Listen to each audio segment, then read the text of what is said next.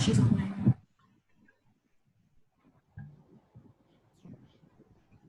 Mamta ma'am, can you put the stream key again? I need to put the stream key again because it is already set and I have already. वापस लगाऊं या तो stop करके live stream. हाँ, एक बार ऐसे कर दो. हाँ.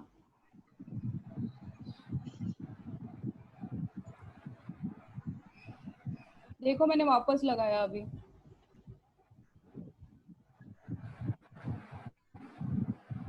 It's again showing excellent connection, but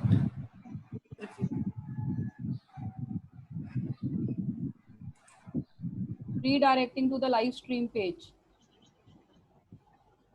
See, I think it has started now. I still can't see the preview. Waiting for GSCC. It is showing me Charmi. वो हम अपने end से ही start करना पड़ेगा because जब भी मैंने यहाँ पे किया तो it is showing waiting for GSCC. The button is still not active.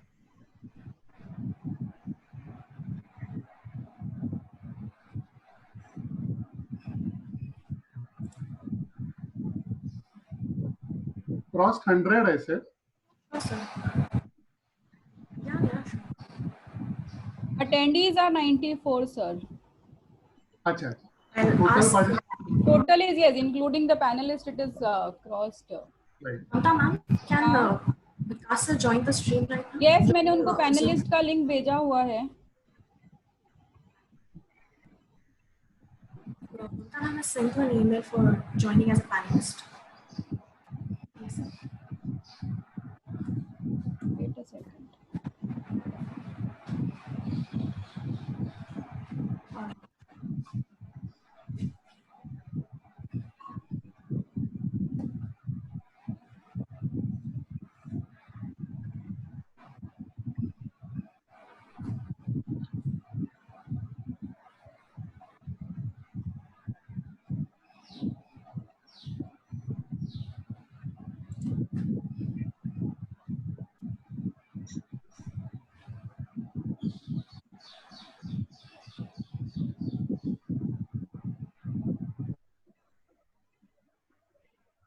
Charmi sorted? Not yet, ma'am. We're waiting for Vikas sir to join in and he'll see.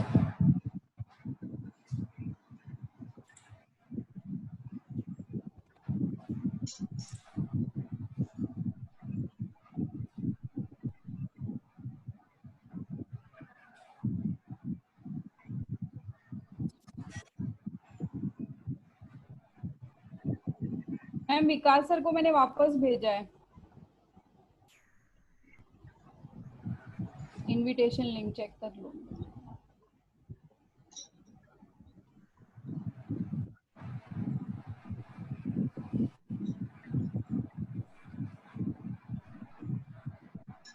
attendees have reached it has increased 101 how come I don't know. Showing 110 now. Yes, including the panelists, ma'am. Yeah.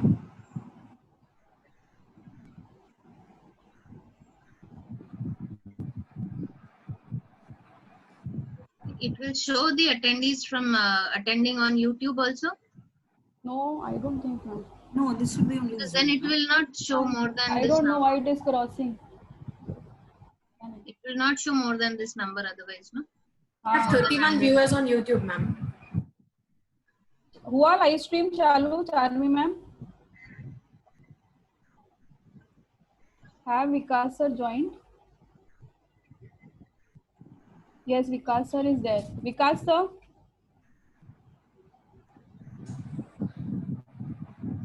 Hello, Vikas sir?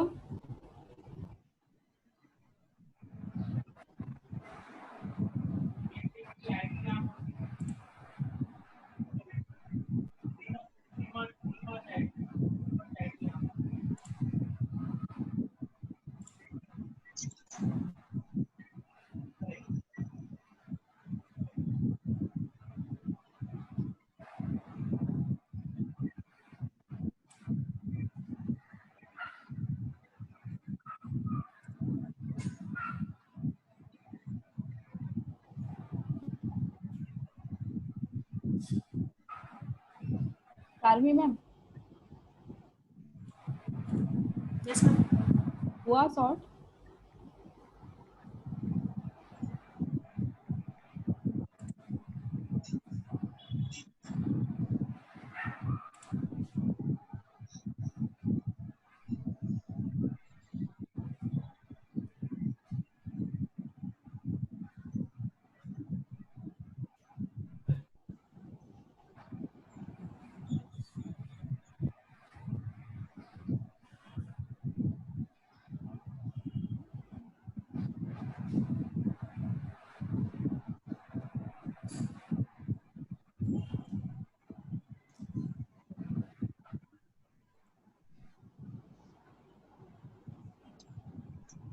Vikas sir is there, right? Yes ma'am.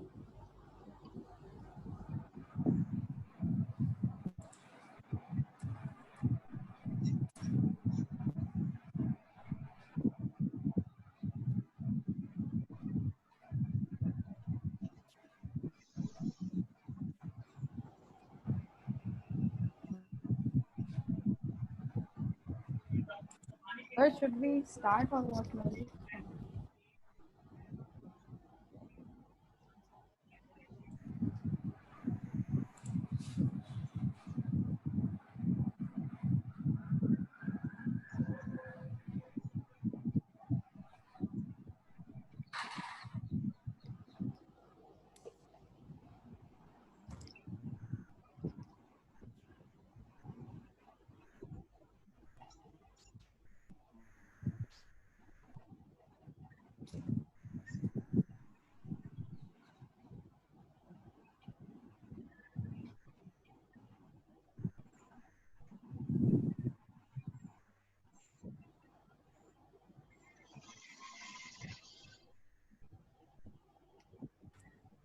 Mamta, Yes ma'am.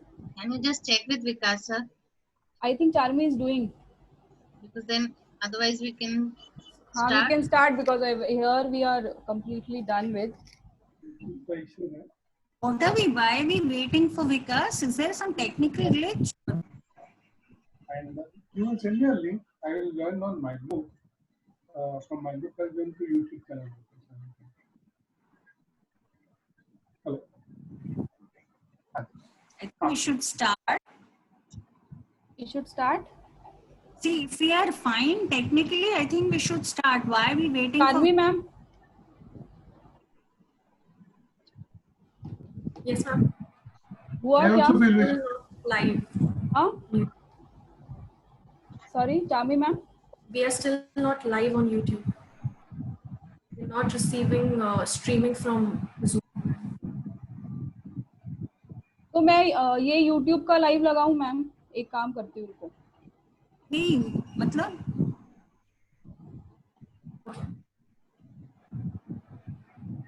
It does say live on custom streaming service here. Yeah, it is showing. I think she's not making. You are a co-host. You should be the host, I guess. Too. showing live on custom live streaming service that it is showing.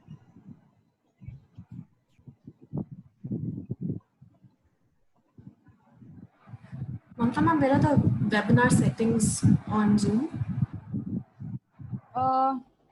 A new link has to be inserted. Sir को बोलो just message me. मेरा page open है. I'll apply.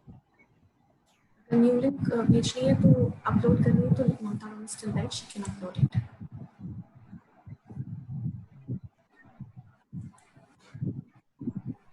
Should I go from you? Be live? Be live?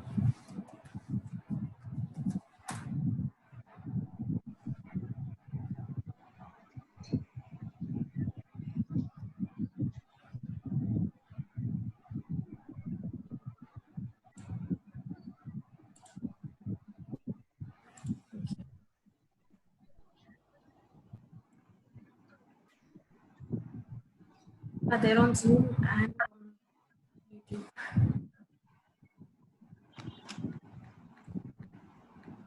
It is showing live streaming here, Charmi ma'am.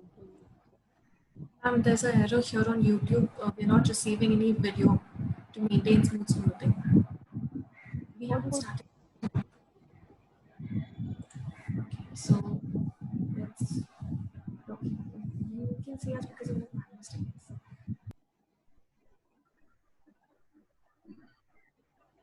What to do? It's 10:10.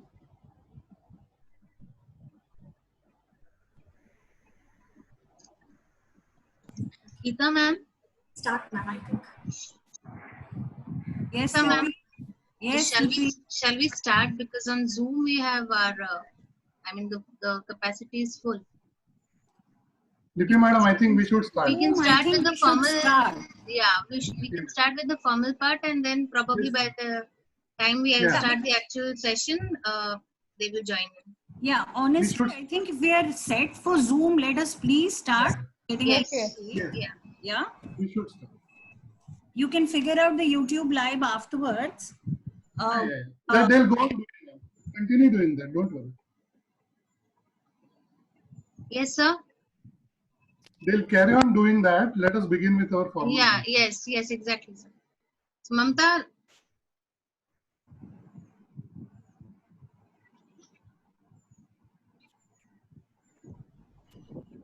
Mamta, we'll start the session. Okay, ma'am. It's already 10:10. Yeah. We should not delay.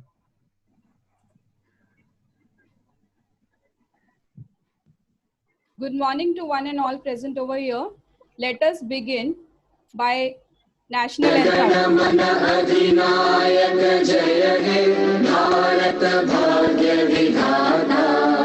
Punjab Sindh Gujarat Maratha Dravid Utkal बंगा विंध्य हिमाचल यमुना गंगा उज्जल जलधि तरंगा तव शुभ नामे जागे तव शुभ आशीष मांगे गाहे तव जय गाथा जन गण मंगलदायक जय हे भारत भाग्य विधाता जय हे जय हे जय हे जय जय जय जय हे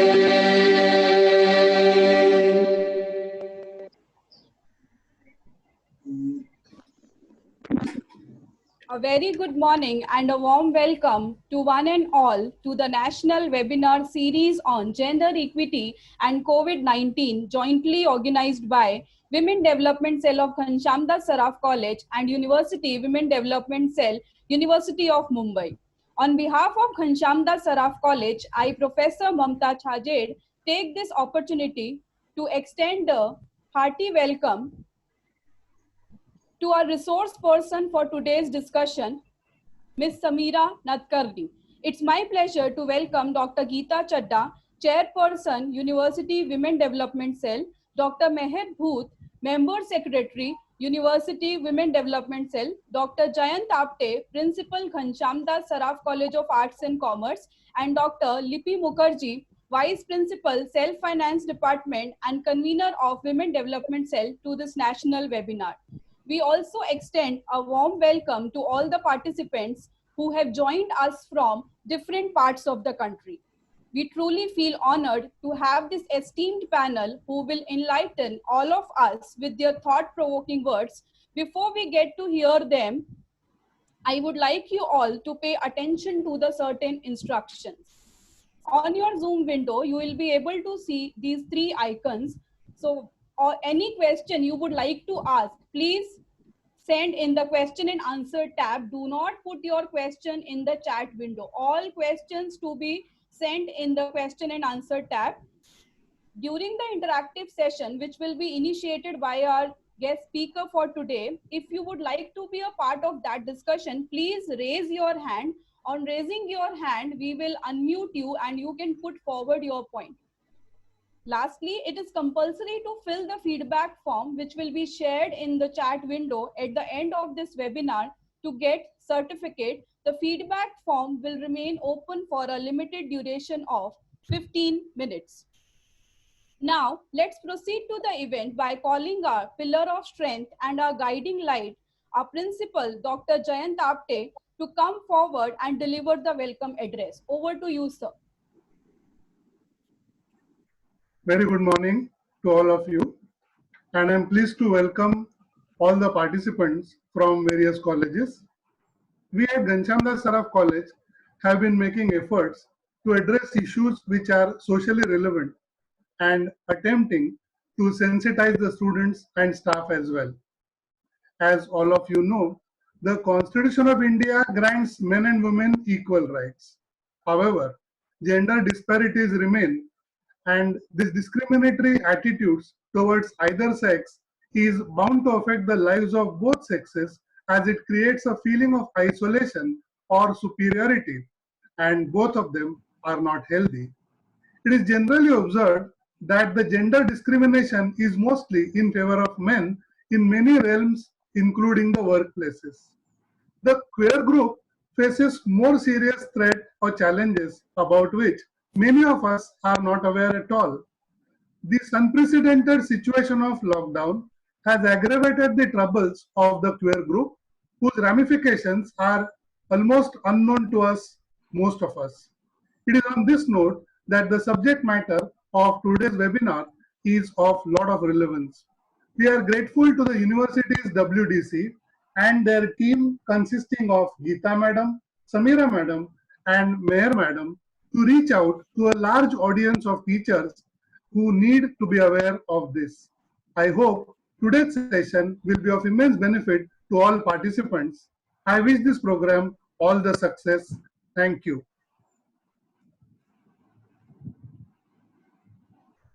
Thank you, sir. Now I request Vice Principal, Self-Finance Department and Convener, Women Development Cell, Dr. Lipi Mukherjee, to introduce our dignitaries from University Women Development Cell, Dr. Gita Chadha and Dr. Meher Bhoot. Over to you, ma'am.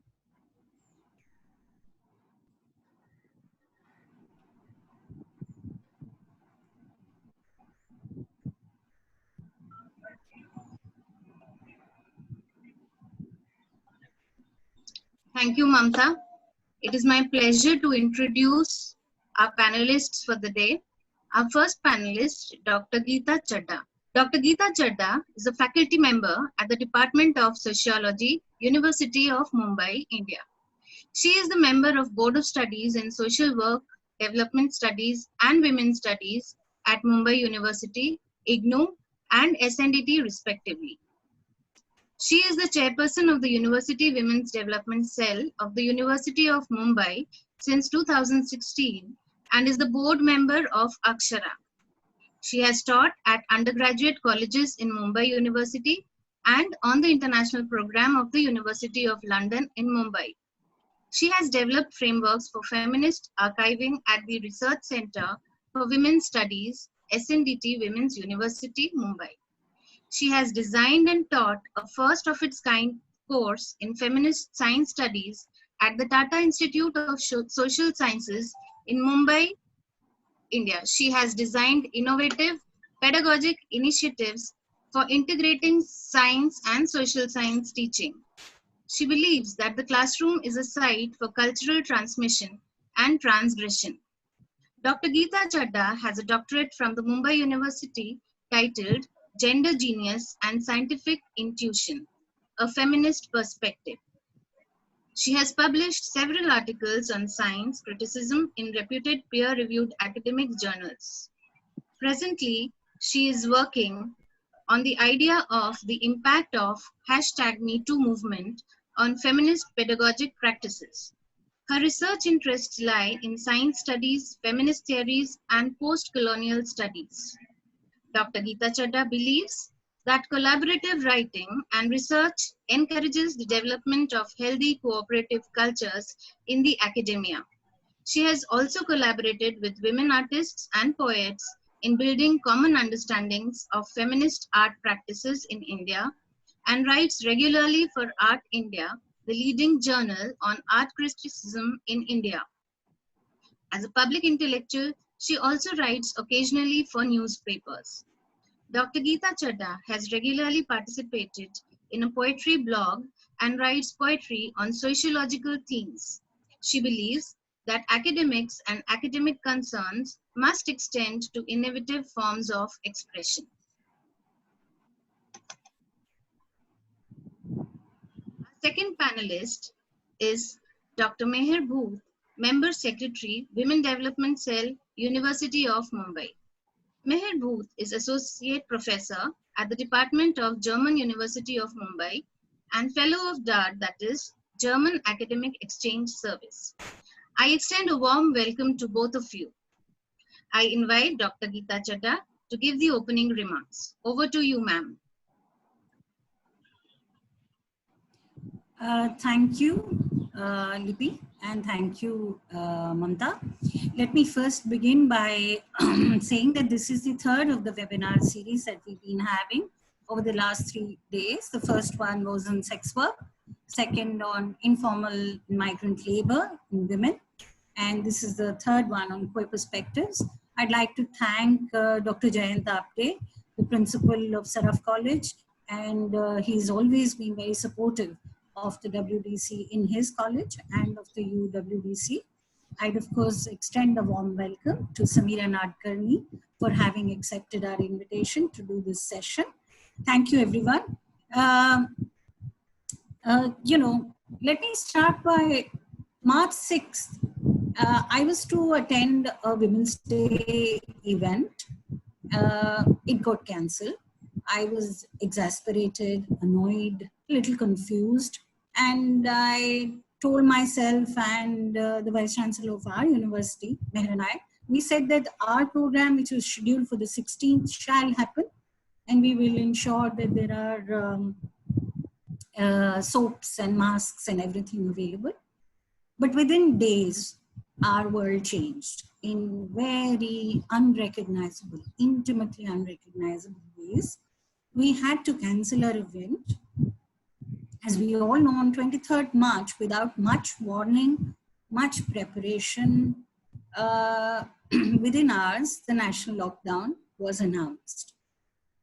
It led to, as we all know, a lot of confusion, chaos, and I think it produced a dysphoria in many of us. Very soon we started hearing narratives of healing nature coming in, how nature is healing itself, people are healing themselves.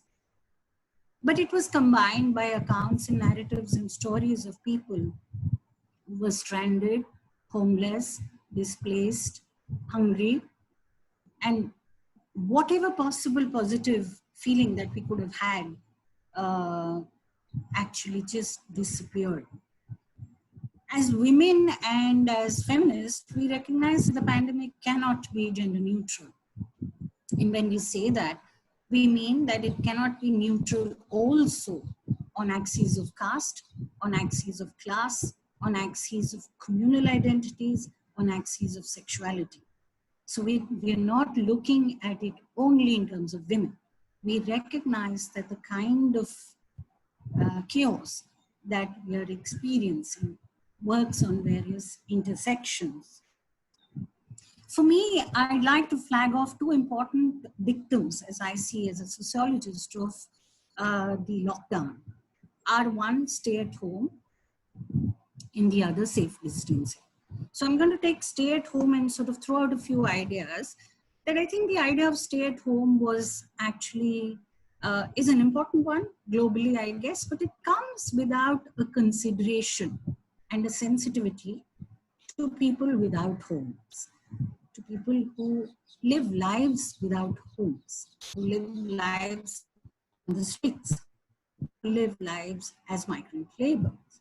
Yeah, this idea of stay at home did not factor that in as sensitively as it should have done, especially in a country like ours or in the global south overall. In a world where 81% in our country work in the informal sector, almost 90% live in bastis and slums, what is home to anyone is something that we really need to ponder over. Second thing about the stay at home thing was, is home really, and you know, the stay at home also came with the idea of stay safe at home. Yeah, is home really a safe place for many people? Particularly for women, we know that home has been a site of immense violence and abuse and oppression. And it is not just for women.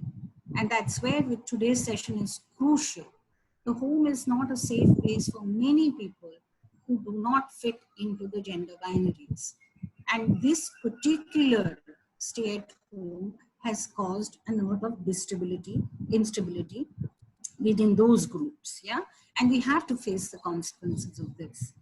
Lastly, of course, this sexual division of labor at home, okay, has always been very deeply gendered. And in the present pandemic, in the present lockdown, we recognize how it has increased the burden of labor on women across classes, yeah? Particularly for those employed in the formal sector. Now, on the principle of social distancing, as a sociologist, I found it extremely uncomfortable. You know, I actually viscerally reacted like most of our sociologist friends. And of course, there's been now debate on whether this is social distancing or is it physical distancing. But for us, it's actually a very scary thing to put social distancing centrally into the fabric of a society, as it is sort of going through one of its most difficult times. Yeah, this will have tragic consequences, and we need to understand that. Secondly, in our kind of society, which is already hierarchical, where social distancing has anyway been a part of our fabric, which we've been fighting over for centuries, whether it is on the basis of caste, whether it's on the basis of class, whether on religion, or on sexuality, we are a society that has constantly lived by othering. Yeah. So in this scenario, what we are seeing is the deepening of these kind of practices or structural patterns of social distancing that were already there. And of course, I would like to sort of conclude this point by saying that actually what we need in this time of the pandemic and the lockdown is actually social solidarities to be built. Social solidarities to be built across people over the globe, within our own country, within our own communities. And if we start talking the language of social distancing, I think we will damage that possibility of a social solidarity, which is what we need. I'll just end by saying that we're all academics. We are teachers and students here, a lot of us. And we are struggling what to do with our pedagogy, what to do with face-to-face teaching. Yeah, how are we going to reinvent our pedagogic intimacies? Yeah, we are struggling with becoming these Zoom objects, Google Meet objects in this whole digital virtual world. We are adapting as digital natives, digital immigrants into this space. We are also beginning to show online prowess and say, we are doing this, we are doing that. While doing all of that, I think one important thing about what we do as academics, the highest ethical principles of what we do are to do both things, that is to critique and to empathize. And if we don't do that, I think we'll fail ourselves as a society and as academics. This webinar series has been sort of it's a modest attempt to take ourselves into that direction. Thank you very much and welcome everyone once again. Looking forward to a great session with Samira. Thank you, ma'am.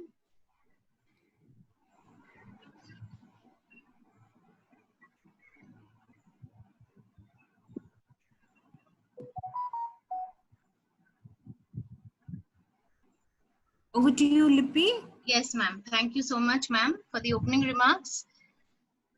Let me introduce the speaker for the day, Ms. Samira Nadkarni. Ms. Samira Nadkarni is a queer Indian academic and freelance maritime journalist focusing on human rights. She's a part of LABIA, a queer feminist LBT collective, and works to provide equitable disability-friendly, queer-friendly, and anti-caste services and programs at her places of employment. She will express her expert views on the sub-theme, Queer Perspectives. Over to you, Ms. Samira Nadkarni. Okay. Thank you so much, everyone. Before I get started, I should really I should thank the University of Mumbai and of course, Dr. Gita Chadha for having me, and definitely the faculty of Ghanshyamdas Saraf College of Arts and Commerce, the principal Jayant Apte, Lipi ma'am, Meher ma'am, Mamta ma'am, Aishna, who has dealt with so many absent-minded WhatsApp messages, and Charmi ma'am as well. And thank you so much to all the participants for showing up. I'm going to do my best to provide context to anything that I'm saying, but I should note right at the start, I don't speak for all queer people. I'm only speaking for myself. And at no point in time are my perceptions going to be more important than anyone else's. These are personal views, and some of them will be things that that you might recognize from sociology or from other conversations that are happening. But my hope today is that we talk about things in a really sort of comfortable way, that we think about community, that we don't really look at terms so much, but we look at, you know, effectively who's in the room with us. How do we think about being careful and being caring and providing things that people need? So I'm just going to share my screen. So I'll put up a PowerPoint for you. And I hope that you can all see this. So I'm beginning with this idea of, you know, what are queer perspectives? In order to kind of start with that, we're starting with really basics. So as far as the social media policy goes, anything that's on here that we're talking about, I encourage you to actually talk about it with your friends. I encourage you to share it, to put it on other media platforms if you want to. I don't have a problem with any of that, and I hope that many of you have received the handout that I've offered, because if we don't get to all the questions, I'd still like you to take those away and think about it. We've tried to include these in as many languages as I had available. My language skills are limited, so I pulled in friends to help. Charles Mahajan and Bhumika Pandhare both helped in formulating this. So as far as I'm concerned, these are things we should share as a community and talk about. I should note that whenever we are discussing these things, there's lots of content warnings that might come up. In certain cases, we might be talking about violence. This might be physical or sexual. We might talk about begging. We might talk about homelessness. We might talk about HIV or AIDS. We might talk about a lack of infrastructural care. We might talk about family and domestic violence. And because we're talking about all of these things, sometimes you feel that you need to brace, particularly because of the way Zoom is structured. I don't know if there are queer participants in this gathering itself. And so if any of this is something that worries you or that scares you and you need to take a moment away, that's perfectly fine, because what we're discussing might be lived experience, and that can be scary. Usually, when we have discussions of this nature in some of the places where I work, we talk about a grounding technique in case you're feeling disassociated or you're feeling nervous. And we call this the 5-4-3-2-1 technique. So normally you look for 5 things you can see, 4 things you can touch from where you're sitting or where you're standing, 3 things you can hear, 2 things you can smell, and 1 thing you can taste. And the idea is just to ground yourself back in the moment and back in your body. You can also focus on things like deep breathing, or slowly sort of counting back from 30 and taking slow, small sips of water at the same time. The idea is just to bring you back into yourself in the moment and realize that you're safe. For a discussion of accessibility, keep in mind that we are learning as a community. So if at any point in time you find that you're struggling with a term that I've used or an idea that I'm talking about, you are very welcome to ask it in the question and answer section. But also, if English isn't your first language, and because we're doing a pan-India discussion, I'm sticking to English mostly, In case you're worried about this, I encourage you to use the chat window, and I encourage other people to respond to this, because potentially I don't speak a lot of languages. So if someone has a word and they're going, well, what is this word in a local language? And if someone else can jump in and help, that's actually really nice. We're learning together as a community, and that's something that I feel very strongly about. Please also keep in mind that particularly in sessions like this, we have to think about who's in the room with us. And this is true kind of regardless. This is true if you are thinking about, you know, the sort of, the idea of who might be in the room because you don't know they're queer, or who might be in the room who is listening to this afterwards if this is shared on YouTube. You know, I'm not saying don't ask questions. I'm saying think about how you want to frame these. And potentially, if the same question was coming at you about aspects of your identity, how would you like someone to speak to you? How would you like someone to look at you with care and value you as a person, and to kind of keep that in mind? So even if we don't know the needs of who's with us, I think it's worth kind of keeping in mind that when we're doing this, we're here to learn, but we also want to be really sensitive to who might be in the room with us. Who are we dehumanizing if we're talking about them like they're objects? So that's sort of step one for me. We're going to have 2 rounds of basic discussion. The first round will come a couple of slides down, and then 1 more round at the end. I encourage you to please use the question and answer box or the chat box. In the chat box, you can have general discussions. If you have specific questions, please feel free to direct them either to me or to anyone else who's manning this from our group. Okay, so I'm just going to start talking, and admittedly, as much as I'm not using really complex language, as far as I can, I'm going to talk about very complex ideas. So even if you don't understand them immediately, that's fine. I encourage you to sit with them for a while, because this isn't something that comes to you immediately. Queer identity isn't something that that you sort of wake up one moment and, you know, all the knowledge of how to do this is in your brain. You actually have to take time with it. And so I encourage you to do that.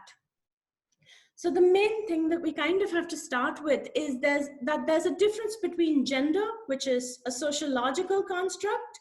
That means when you're looking at someone, you're kind of thinking about, okay, how are they dressed? How are they presenting themselves? What different aspects code them as masculine or feminine? And then sex, which is presumed to be biological, is presumed to be scientific. And effectively, one of the big things that you have to think about is the fact that both gender and sex are constructs. They're not absolute. And I know that this might come as quite a shock, because everyone thinks, well, biology is science. Of course, that's absolute.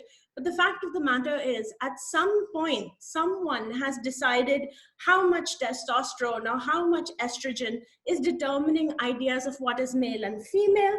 At some point, we are deciding that, you know, this particular set of chromosomes, or this particular set of gonads, or this particular set of genitals means this. And that isn't something that's fixed in stone. That is, in fact, also a matter of interpretation. So this is something that we need to kind of think about. We need to think about the fact that both gender itself is a construct, because if I'm a cis woman, which is someone who identifies as the same sex as my gender that I'm assigned at birth, if I am a cis woman and I'm wearing pants, this does not necessarily mean that my gender presentation has abruptly changed. But in certain cases, in certain assumptions, you might see that this, in certain sociological spaces, it might be assumed that that's what I'm trying to do. So gender itself is a sociological construct. It's not fixed. How we choose to express ourselves is shifting and is different. And so you want to think about the fact that you don't have singular identities. You might have someone who is queer, and most people who are coming to queerness are thinking about someone who is gay or someone who is lesbian. This is someone who might feel sexual attraction or romantic attraction, and these can be together or disparate, so separate.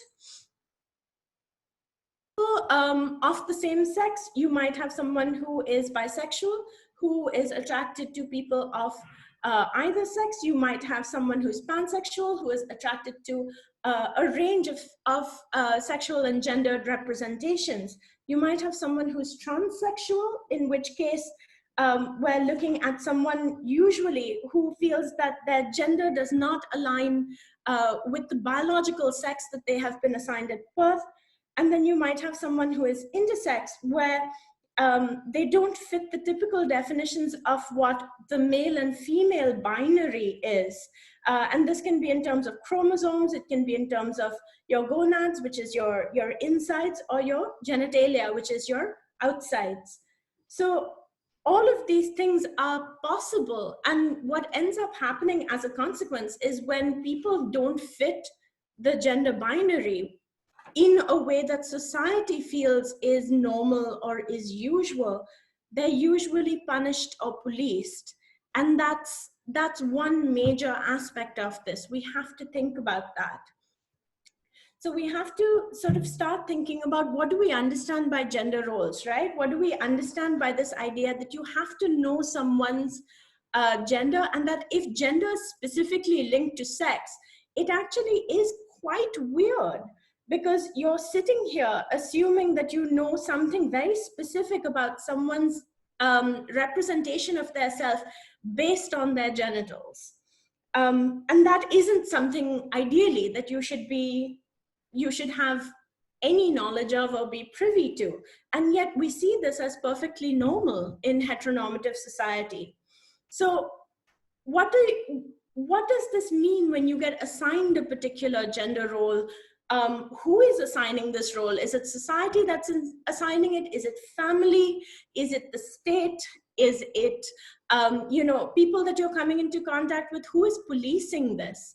And then at what point does sexuality come into this? Because just because you're presenting non-normatively does not necessarily mean that you might have a sexuality that is here seemingly perceived as non-normative. And again, here we're coming back to the question of who decides what's normal.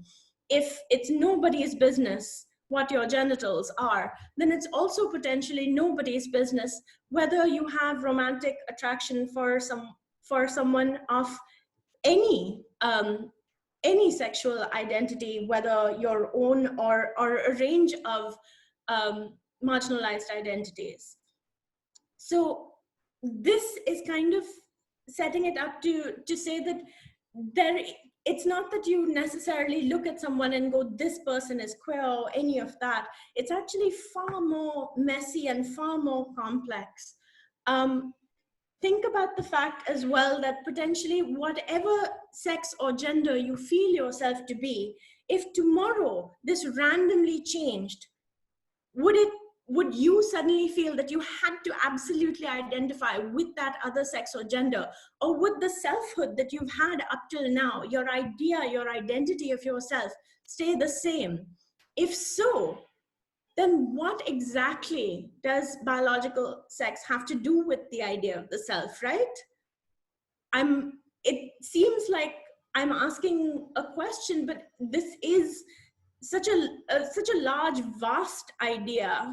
And this is kind of where we're starting from. We're starting from a really basic idea that you know yourself best. You know your identity best. You figured it out because you are living in your body. You are living in your consciousness. You are living with your understanding of how you perceive the world. And therefore, you are best suited to figure out how you want to express these, what gender you feel, what pronouns you want, who you want to love, whether this is sexual or romantic love, or even if you are asexual.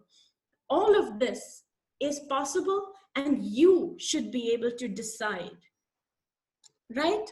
But of course, the reality is, and here I'm coming to the kind of third question in here, what are we thinking of here, right? Because we're not growing up in a society where this is every day. You're growing up in a society that tells you all the time that this is what normal is, and if you want to be accepted, then these are particular patterns that you have to follow. These are the people that you are allowed to love.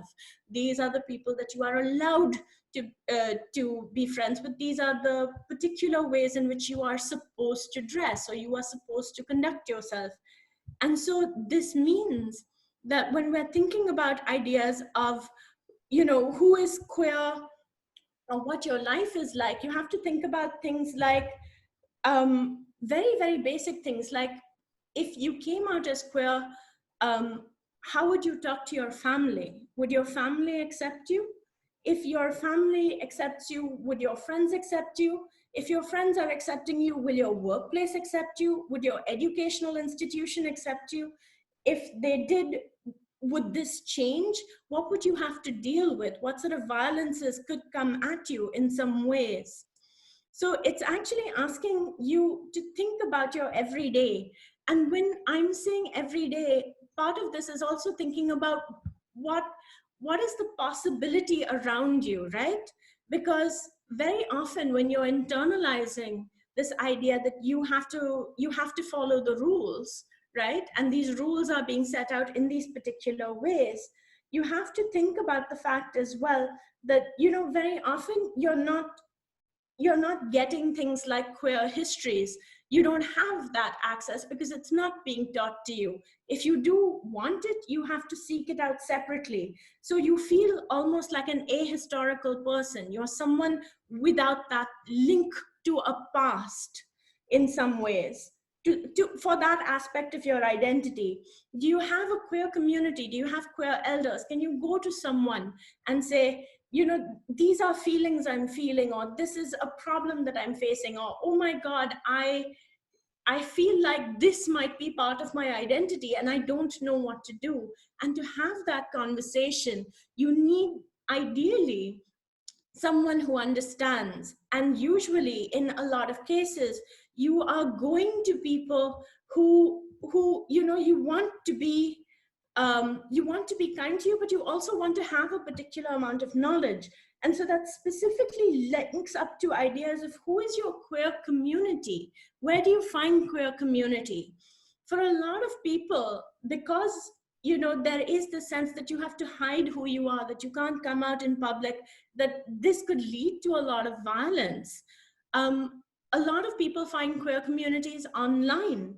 And that means that potentially in these circumstances, if you don't have access to the net, or if you don't have access to a mobile phone, or if you don't have if your phone breaks, or potentially if you are homeless, if you are unable to pay your bills, or any of that, all of that goes away. So the spaces of affirmation that you have become really, really limited.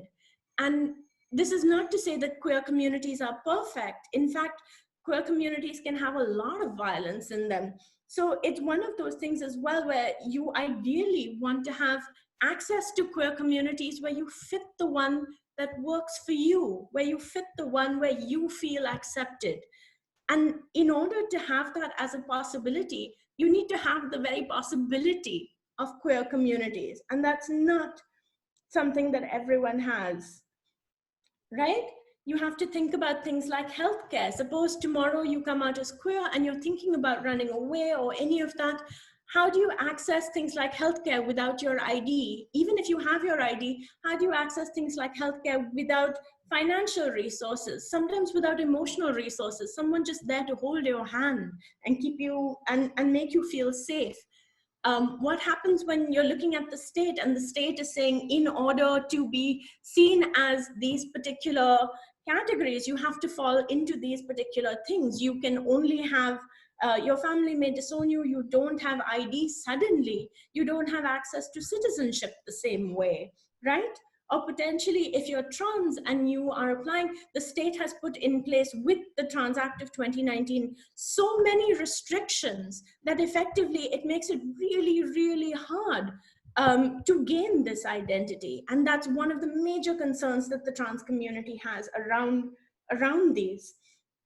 So these ideas of the everyday are very complex, and we need to think as well here, okay, about the idea of, if you're thinking about an everyday, if someone finally starts to think about internalized fears, their internalized homophobia, their own anxieties, their fear that, you know, if I give in to this version of myself, then what if people won't accept me anymore? When all of that happens and you decide, maybe, you know, in your mid 30s or mid 40s, because that's the point at which most, I'm saying most, that's not true, many people have the possibility of moving out, have the possibility of financial stability, if they're coming from usually a place of privilege, then that's when you're starting to kind of think about queerness. And that means you're not looking at the traditional timeline that you have, which is usually, if you're young, you're being told, you know, in your 20s you'll meet someone you love, by your late 20s or early 30s you're looking at marriage, then you're looking at, you know, a family, and all of that becomes delayed. It, you know, you're sort of imagining into the future, and think about what a difference it would make to someone, right? Because in that sense, if you're looking around yourself on an everyday basis, you're usually seeing, okay, this is an older happy couple that's been married for a while. You know, this is their idea of stability. This is the world that they're living in. Can you think of older queer couples the same way? And very often, if you are thinking of older queer couples the same way, are they accessible to people? This is what I mean about the idea of community. When I'm imagining into the future, is the possibility of queer happiness something that you can see? Can you think about either community relationships that are fostered on love and care? Am I thinking about romantic relationships fostered on love and care? Sexual relationships fostered on love and care that validate me in terms of not only myself, right, which is so important, but in terms of the state and in terms of community. And this is a huge factor, because for a lot of queer people, these aren't options on the table, right? And as a result, you kind of grow up without that, and you feel the lack. So when we think about queerness in communities, how do you imagine queer communities? Are you thinking about this as a space you desperately want, that you would trade off for parts of yourself for? Or potentially, are you thinking of a space that would accept you in your whole? And that means, to an extent, even when we're thinking about queer communities need to do a lot of work. Queer communities can be cis-sexist, which means they are exclusionary to trans and intersex people. They can be sort of expressing hate in different ways. They might be casteist, they might have communal hatred. A lot of these things are possible. They might be ableist, so that means they might discriminate against people with disabilities. All of these things are possible. And this is true for a lot of communities, but when you have limited access to the possibility of queer communities, these become so weighted, because you're willing to trade off one thing for another. And that's, you know, it's hurtful in its own way, because you're thinking about what you would give for the chance to have this, because you've had to hide this part of yourself for so long. Yeah. So from there, I kind of want to move into this idea of what queer lives might have been before COVID, right? I want, if you can, and ideally I hope that you've already sort of thought about this, but what are issues that you think might have affected queer people before this? What are issues that they face? Some of this is definitely access to IDs.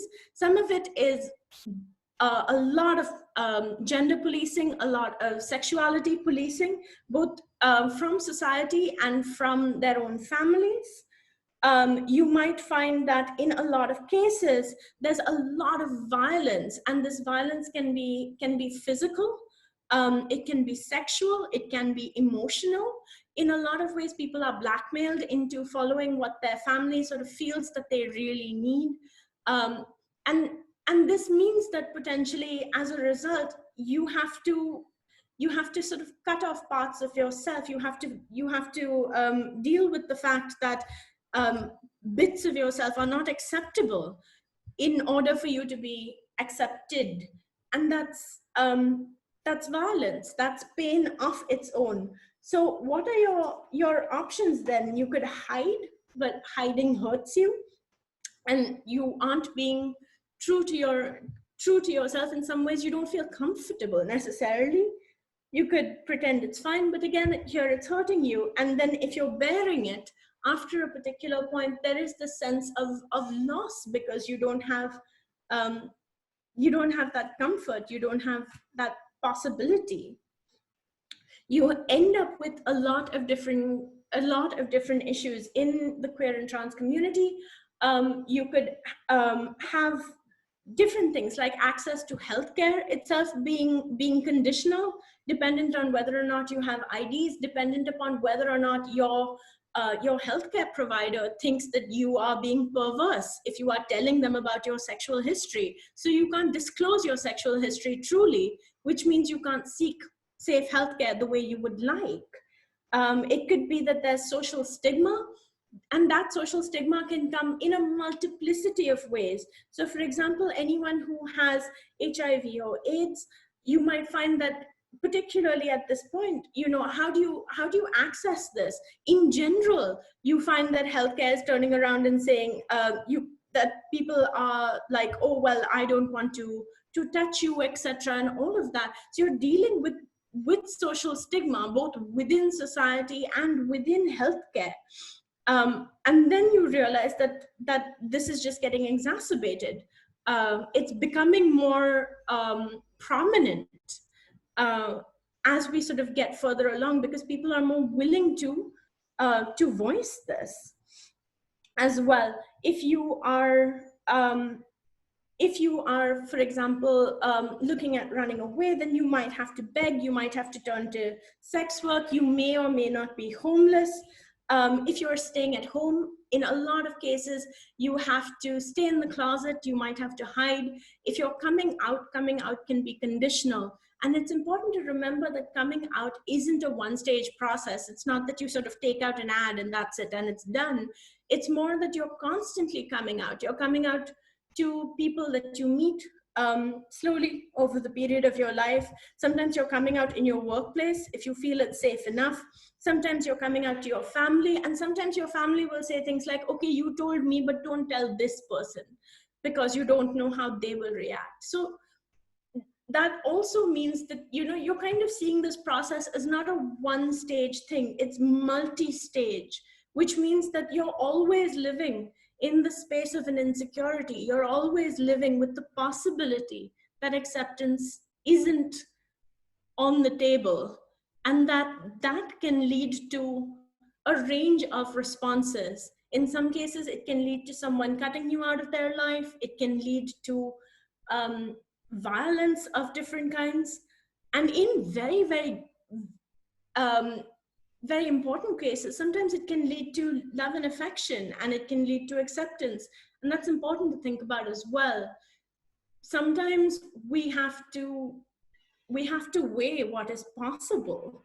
And the fact that is this constant trade-off to just think about the self is something that is hard, I think is the best way to put it. So in a lot of ways, queer communities have responded to this, because if you have access to queer communities, you'll find that people band together in a whole bunch of ways. Sometimes you have queer communities that seek out queer-friendly doctors and provide resources. Very often, if you're looking at websites, or even just collated information, you're getting all of these things. I know very often that if I'm going to a queer-friendly gynecologist, I've asked someone in the community if they think that this is okay, and that's a thing that you end up needing to do, because you can't be sure. So healthcare itself is something that you seek out with community. Sometimes financial resources, if someone desperately wants to build skills so that they can support themselves, but they've had to run away, sometimes the queer community does help out there. Sometimes it's things as basic as, okay, do you know where shelters are?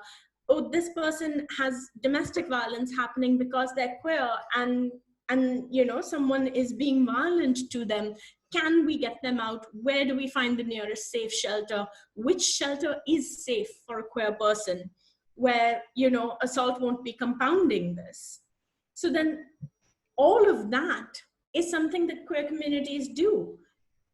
Another thing that they do is they provide acceptance, they provide love, they provide a space for you to go with your questions. They provide sometimes a space in which you sit down and you don't have to constantly be thinking about queerness as something that you have to hide, which is huge and such a relief when it happens. You can have queer communities that are just banding together and watching TV, and that's wonderful. But it also means that occasionally it's important to think about the fact that queer communities are coming in with histories, and we have to learn these histories, because otherwise we are risking losing all of these knowledges that we have built over a period of time. And in some sense, because we are building our own communities, because we're building our own spaces, because we're hoping that we're connecting to elders, to communities, to histories, it means that in some cases, what ends up happening is you find an affirmation for yourself. You're not alone in this. There have been people like you always, and there will always be people like you. And that's so valuable. What are issues that the queer communities have had to deal with internally? I think we've kind of talked about this a little bit, but queer communities themselves can be sites of policing. In some cases, things can be conditional. In some cases, think about the fact that if a lot of these communities are not necessarily coming in with support from natal families, natal means your birth family, and you're building found families of care, you might not have resources. So you might not have the ability to help other people because you are just about able to help yourself. You might not have the possibility of even thinking about being queer because you're homeless, right? And queer presentation on the streets is dangerous.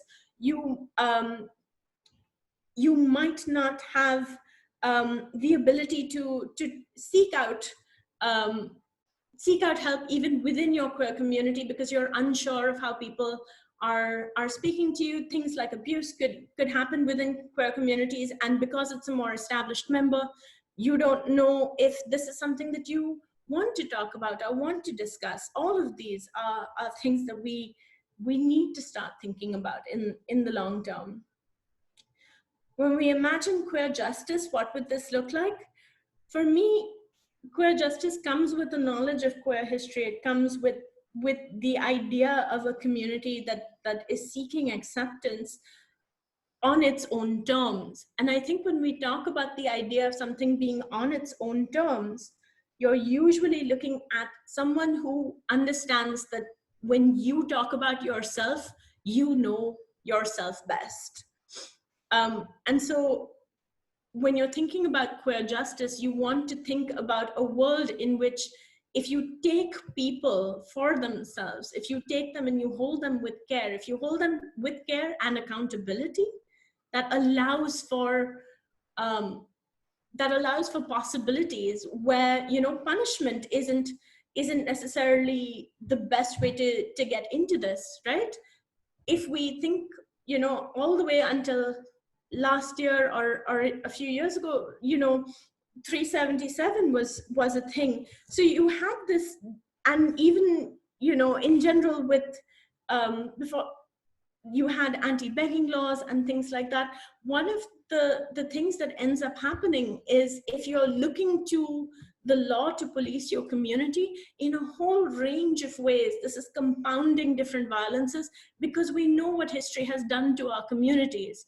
So one of our larger questions with queer justice has to also be, how can we hold each other accountable with love and care in a way that doesn't lean on structures that we know have been violent? And how do we change those structures? How do we look at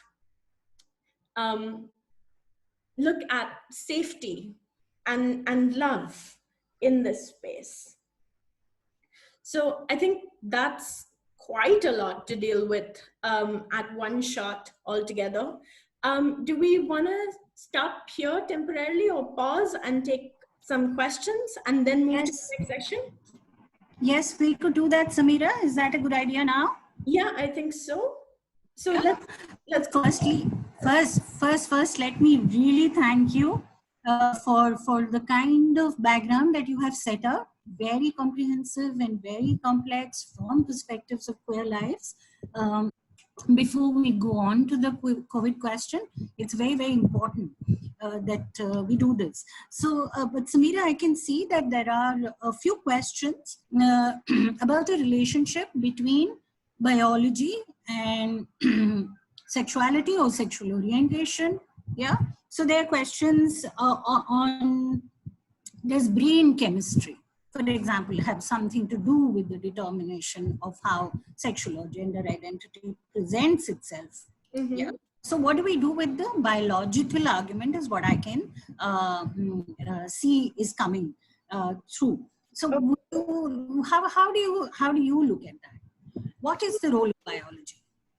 I think a lot of people have turned to different things over a period of time in terms of seeking queer acceptance. You have a lot of people in the queer community who say things like, I was born this way. That's why this is who I am. And you have people who say, this is the result of a whole bunch of sociological factors that have led to the way I am. And you have people who say, oh, it might be a mix of the two, and all of that. I think, personally, I think that it's not necessarily something that is genetic. And I think it's quite worrying when people look at the idea of the genetic, because we know how popular eugenics gets. So very often people talk about, you know, if we could isolate the gay gene, then we can remove it and all of these things. And it's very, very problematic. If we look back at queer histories, there's a lot of histories in the feminist movement where women said, you know, under the conditions of heterosexual patriarchy, we don't want this. And so they chose queerness as a political choice. A lot of people also turned around afterwards and said, actually, this feels really good, and sexuality is a spectrum, and I might be attracted to different people at different times, because generally, if you are a person, even if you are heterosexual, you're not looking at everyone on the street who's of the opposite sex going, yes, I would do all of you. You're normally attracted to who you're attracted to. And I think that's the same in this case. I think there are certain assumptions about how this gets policed that can be quite concerning for certain communities, especially the intersex community, which I think we don't talk about as much. With intersex communities, because you're in certain cases, it could be that people can't tell chromosomes because you might have XY chromosomes but present as male. You might have XX chromosomes but present as male. You might have XY chromosomes and present as female. You could have XY or XYY or a whole range of options. You could have genitalia that so that's your outside sexual parts that that are something that is kind of ambiguous, where you're unsure about what gender or what sex you're assuming. And this can also happen with gonads. Someone might have undescended testes but present as female. And all of these are possible. And what ends up happening very often is with intersex people, and 1 in every 2,000 people is roughly, I think, is the thing, is intersex. And you have people forcing them into surgery to fit the gender binary before they get to make a choice, because this happens when you're a child. You're being forced into specific norms. And then this is invasive, right? And it decides something for you that you had no space to decide for yourself. So in that sense, I get quite nervous when people start talking about this being an absolute factor of biology, because at least half the time, our larger questions are who gets to determine what is normal, so to speak. If the idea of being male and female is the absolute, then the fact that we literally, in terms of biology, have all of these variations between puts paid to that. You know, it doesn't work.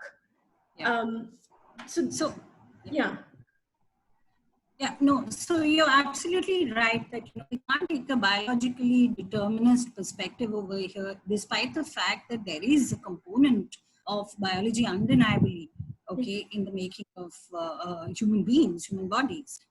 But on the other hand, what the queer perspectives are trying to argue is saying that despite there being a biological component, it's not to be reduced, right?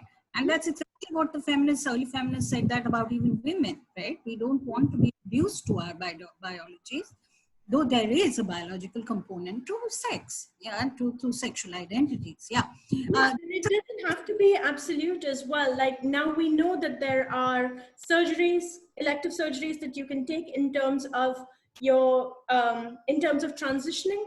So that means that this isn't fixed and it doesn't have to be. And we need to come to terms with the fact that that is something that's on the table. We need to stop. I suppose in some cases you learn it, right? When you're a child, you have all of these people around you who say, oh, you know, is that a boy or a girl? I can't tell. And it raises as an idea of weirdness. Usually you have people who will say things like, oh, those two girls are too close, or oh my God, that's very gay, and you mean it as bad. And all of these things come together and they tell you that if you are any of these things, you're not normal. But the fact of the matter is, normal is such a sliding scale at the best of times. Who gets to decide what normal is? What is normal, absolutely. And normal is such a construct in any case, right? Whether it's biological normal or it's a social cultural normal, it's a construct, But you know, so I think in fact also what we need to put forward is that biology itself is very complex, right? The biologists will also tell you that sex and gender don't present themselves in fixed way at the time of birth. It changes over a period of time, through adolescence, with age. So I mean, I think the biological argument is a complex one. Let me now move on to, I mean, there's questions on the psychology also, but let's move on to a few that are concerning, for example, the family. Okay, there's a question from Disha Pal, where she says, how can we make the family members more and more receptive to the grievances and over everything instill a sense of confidence and dignity within themselves? So I think what your presentation eloquently brought about is how the natal family can be a difficult site of negotiation, and how built families or built communities are very much a part and parcel of queer lives, right? So how do you think that this question of Disha's you would take on, saying that how do we work with the native family? Do we really need to work with them? So I think it can depend. Sometimes you don't come out to your entire family. Sometimes you come out to the people that you feel you trust. And it can be, in some cases, it can be supportive, and that's so wonderful. Absolutely. And in some cases, it isn't, and it's violent, or it's exclusionary, or people will never quite look at you the same, and you realize that love is conditional from people who are supposed to love you regardless. And that is heartbreaking. There's absolutely, it's very hard to deal with. I think personally for me, one of the big things that I hope more people start to take up and do is to actually start teaching queer histories and queer lives in their everyday. It's every day to do, because once you start normalizing it, people aren't simply there going, oh, you know, being queer, but we don't know any queer people, and how weird is this, etc. They're going, oh yeah, well, there's, you know, we learned about this in school, or we've had conversations about this with our friends, and that's perfectly normal. For me, I think the first people I ever came out to were siblings. And because my siblings had queer friends already and were part of queer movements, they were very like, yes, okay, that's fine. And it was wonderful. I don't think I had to worry about it the same way that I have had to do in other spaces. Right.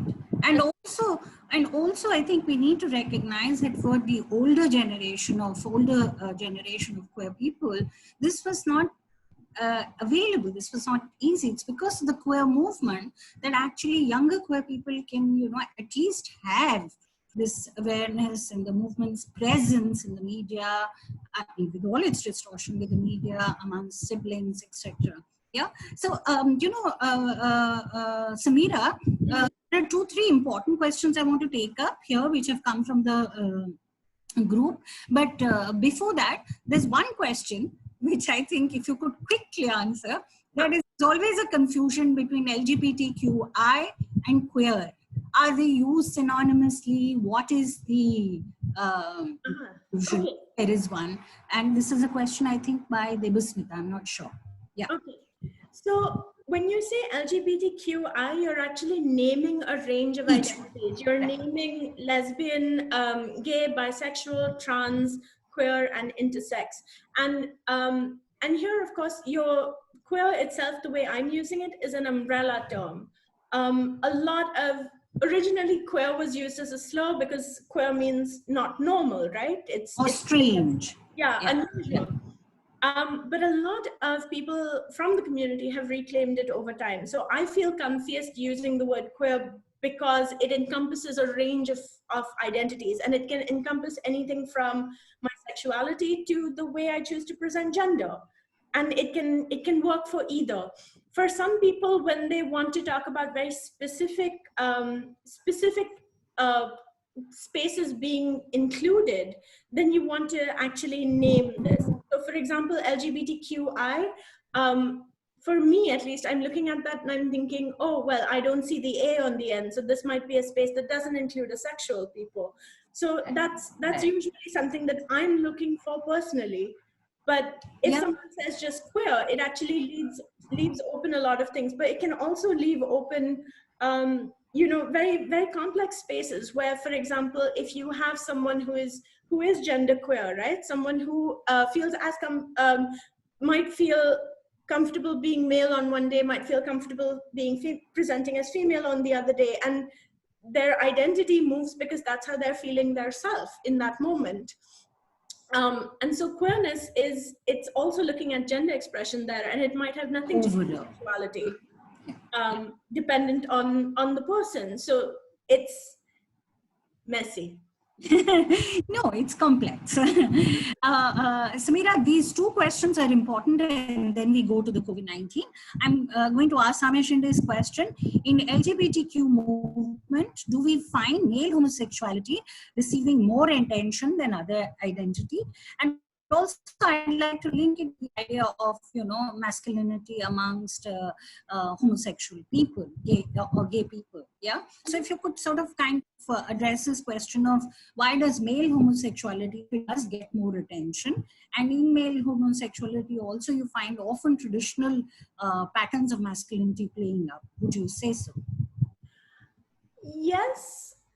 So I can only speak to my own experience in this, but there is definitely a component where you find a focus on very specific types of masculinity. In a lot of gay circles, that it can be very exclusionary, and it repeats a lot of patriarchal problems. Right. Largely because just because you're queer doesn't mean your baggage goes away. It actually really depressingly comes with you. And you have to work to unpack it constantly, I think, for the rest of your life. I think when you're queer and male, you start out both with a lot less because at certain points the law was extremely punitive. There is a lot of focus on patriarchal lineage and things like that. So it came with a lot of baggage as well. But it also comes with earning is a possibility that's easier. In certain cases, it can be as basic as as it can be as basic as things like whether or not you can find public spaces, because public spaces themselves tend to be male dominated. So can you exist in a public space becomes a question. And of course there's hierarchies within that as well, because if you are a man who doesn't conform to traditional masculinity, you might find yourself actually being excluded from these spaces because they assume that through sexual desire, you are somehow not desirable enough and therefore somehow not queer enough. It's very, very messy. There's a lot of internalized misogyny that happens. Misogyny is the hatred of women and feminine characteristics. A lot of this internalized feeling comes with you, and then you have to spend time undoing it. I know that I've spoken to students before where they say things like, oh, that person gives being gay a bad name because he's so girly. And I'm just like, let's not go there. And and then having to sit with them and go, okay, why did you decide that this behavior is girly? Secondly, why is that a problem? And then thirdly, okay, even if this is how you're perceiving them, it does not make them any less the person that they are. Yeah. And no, so sorry, complete. No, just basically that you should respect the way people are. That's And if for example you could place this, even if you would want to, and you shouldn't want to ideally, but lots of people have said, being gay is a choice. In a lot of cases, people can't necessarily change that sort of behavior because it's part of who they are. And then it's just punitive over and over again. There's a lot of violence aimed at men who don't conform to traditional masculinity. And it's not that they're choosing that. Nobody chooses that. It's what ends up happening. And it's scary because, queer communities have extremely high rates of dying by suicide. They have extremely high rates of abuse, both domestic and in public spaces. There's very high rates of sexual abuse that happens, particularly for trans communities. And you get told, you can't seek help under the law because the law doesn't necessarily recognize this as rape, because rape itself is within the binary for some reason. Absolutely. It can be, you can't get a medical test because the doctor doesn't want to touch you because they say that you belong to a community they're not comfortable with. So now you can't even prove the medical test. So you can't say that rape happened. Because and this, as we will, I'm sure you'll talk about, will have huge consequences when we talk about a pandemic. But before we go there, there's another question. Of course, what you've just said answers some of the questions that have come out about what are the kind of human rights violations that we see. A question raised by Manju. And importantly, also, I think there are some questions here, comments on dress codes and how dress codes get reinforced from early life, and socialization that happens, gender socialization, which fixes us into boxes, and the kind of ways to problematize that. But I'll ask you another question. I'll read out another question by Pallav Das, and this hopefully then we can transition to the next part of the presentation. My question is, why transgender are not getting better opportunities in corporate sector in India? I would say why transgenders are not getting better opportunities anywhere in India. But why are they not getting corporate sector? And Neetu Mahajan, gender spectrum should be taught instead of gender binary in basic education. And I think that is what you've been saying. But what about the question of trans persons? I mean, if you could just say what you think on that, and then we can move on. So in a lot of cases, it can be really... So again, I'm cisgender, so I'm always hesitant to speak about things like this. Trans.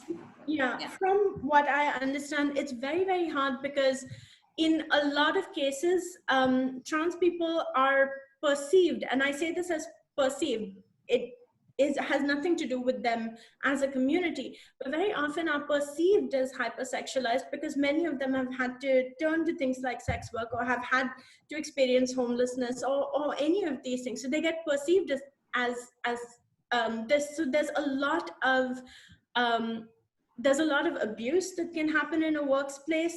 It can depend upon whether or not you feel comfortable telling people around you. In a lot of cases, people, even if they do hire you, are hiring you saying they want your perspective, but in reality, they want your name that they can use as a chapa, as a stamp to say, Diversity. yeah, we have Diversity, inclusion, yeah. Yeah, and the reality is, to make a space safe for trans people in general, there's a lot of ground up work that needs to be done. You need to think about the fact that potentially what is the bathroom situation, right? Is the bathroom situation following the gender binary?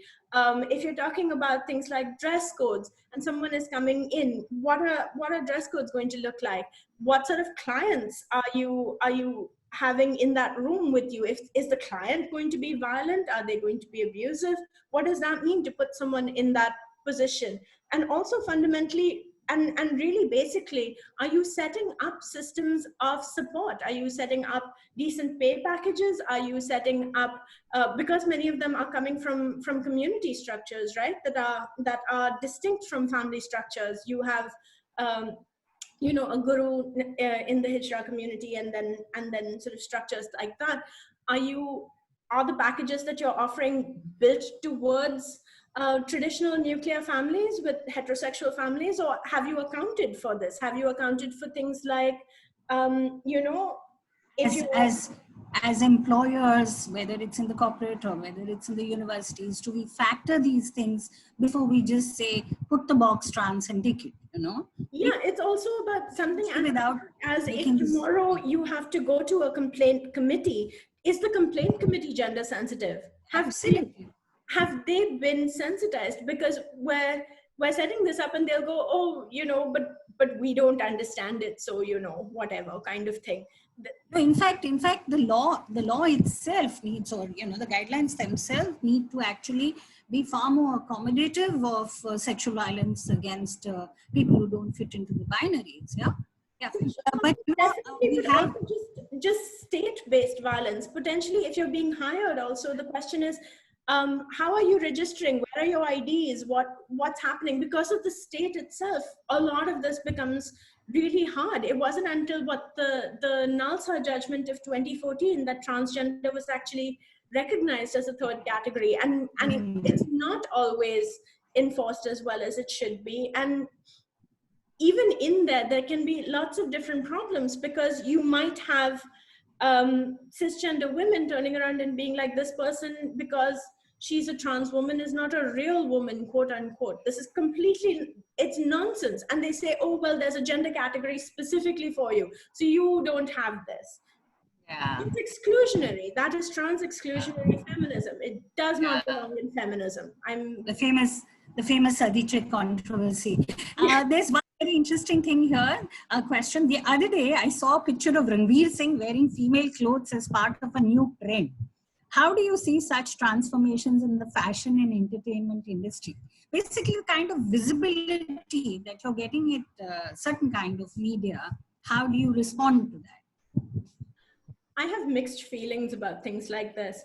Some of it is that Ranbir Kapoor can always take off those clothes, put on different clothes, and present them differently. Ranveer Singh can put on different clothes, can be perceived as cisnormative, can be perceived at all of these things.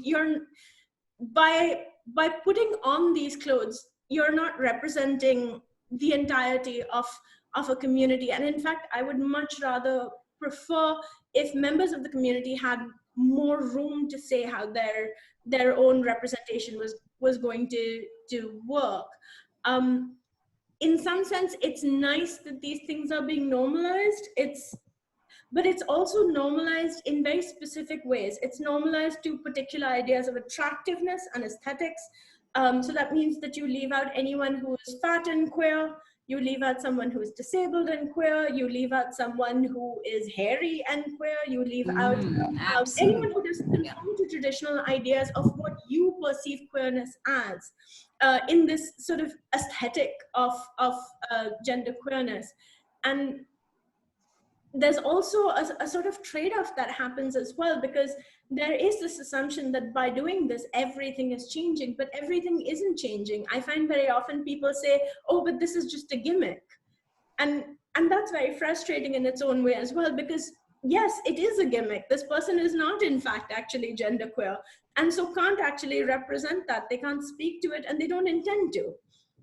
Yeah, For them, it's a great opportunity. But, you know, we don't know, but maybe, you know, he wants to be genderqueer. Let's hope that.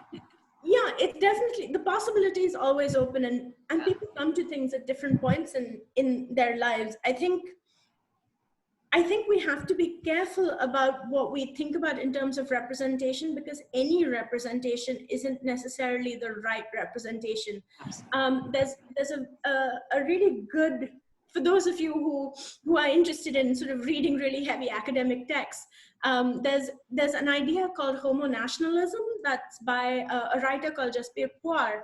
Jaspir Puar basically talks about things like, you know, the trans bill in the US, and this idea that, you know, you could, earlier you were not allowed to join the army, but after a point you were allowed to join the army. And this was seen as a huge plus point for gay and for trans rights.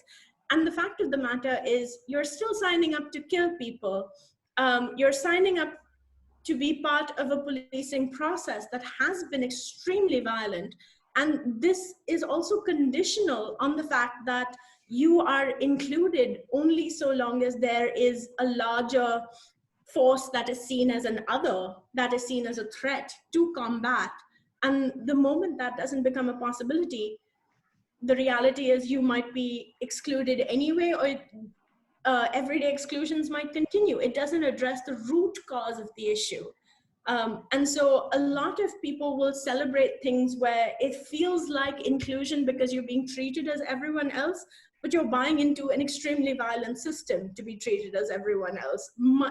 If you come from a history if you come with the knowledge of queer histories, you want to stop and think about the fact that if all of this time you can't go to law necessarily, or lawmaking apparatuses like the police, etc., for safety because they're part of the violence, then you don't want to do that permanently as well. You definitely want it to stop, but within your own communities, you have to think about something that's way more complex. So, Samira, we have another 20-25 minutes. I think it's 11:30 now. Yeah, for you to run through your second part. And I'm glad that we laid this foundation. And now we can look at the specific challenges faced and the problems faced during the COVID-19. So you want to continue with that? I'm going to unmute myself. And then we will take question answers as they come at the end of the session. Yeah. I'm sorry, there was, I think, one raised hand. We will probably take it at the end of the session. Yeah. So I'm continuing a bit now to talk about queer lives during COVID-19.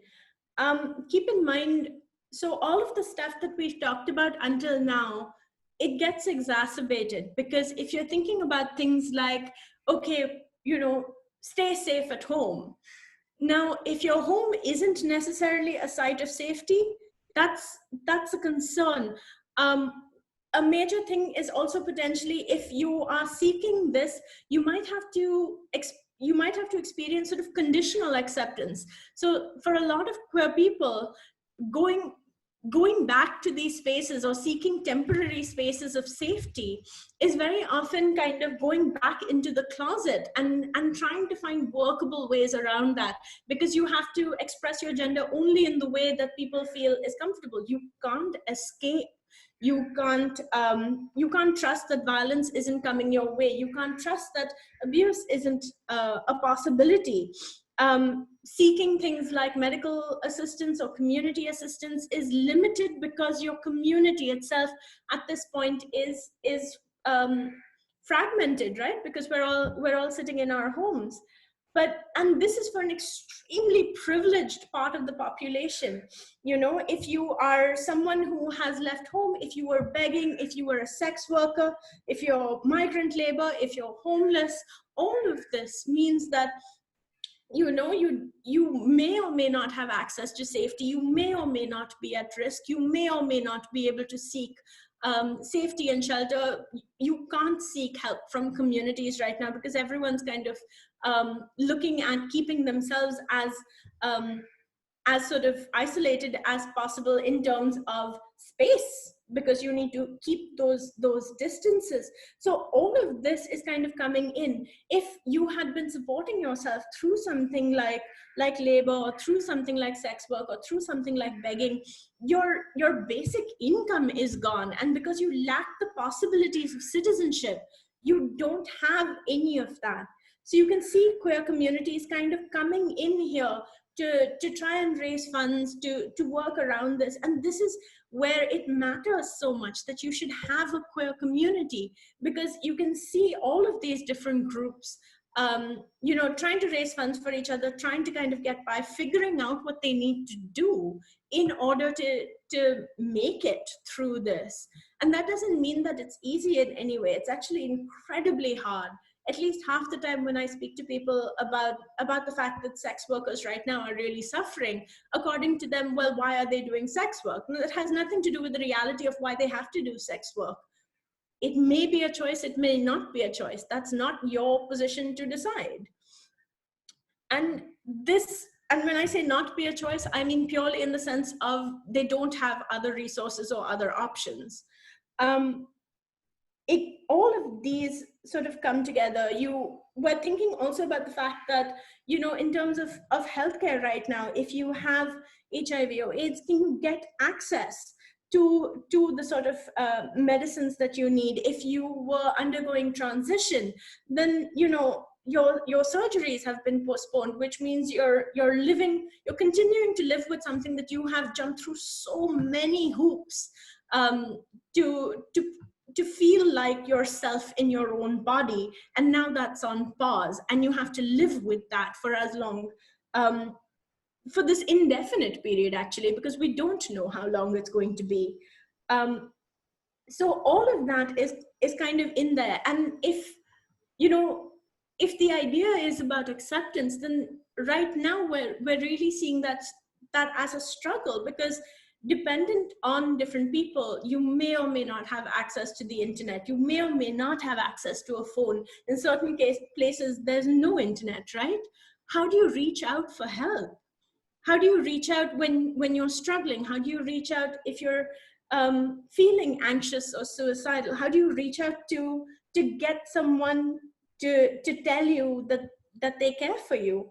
All of this is something that we're kind of seeing, and more we're seeing these queer communities both present as much care as they can, and also kind of reach the limits of their care, because this caregiving isn't something that started with COVID-19. It's been ongoing for so long that in a lot of different cases, you might find that they were already at the end of their resources, and now we have a pandemic, and you're doing what you can do, but that's limited by this.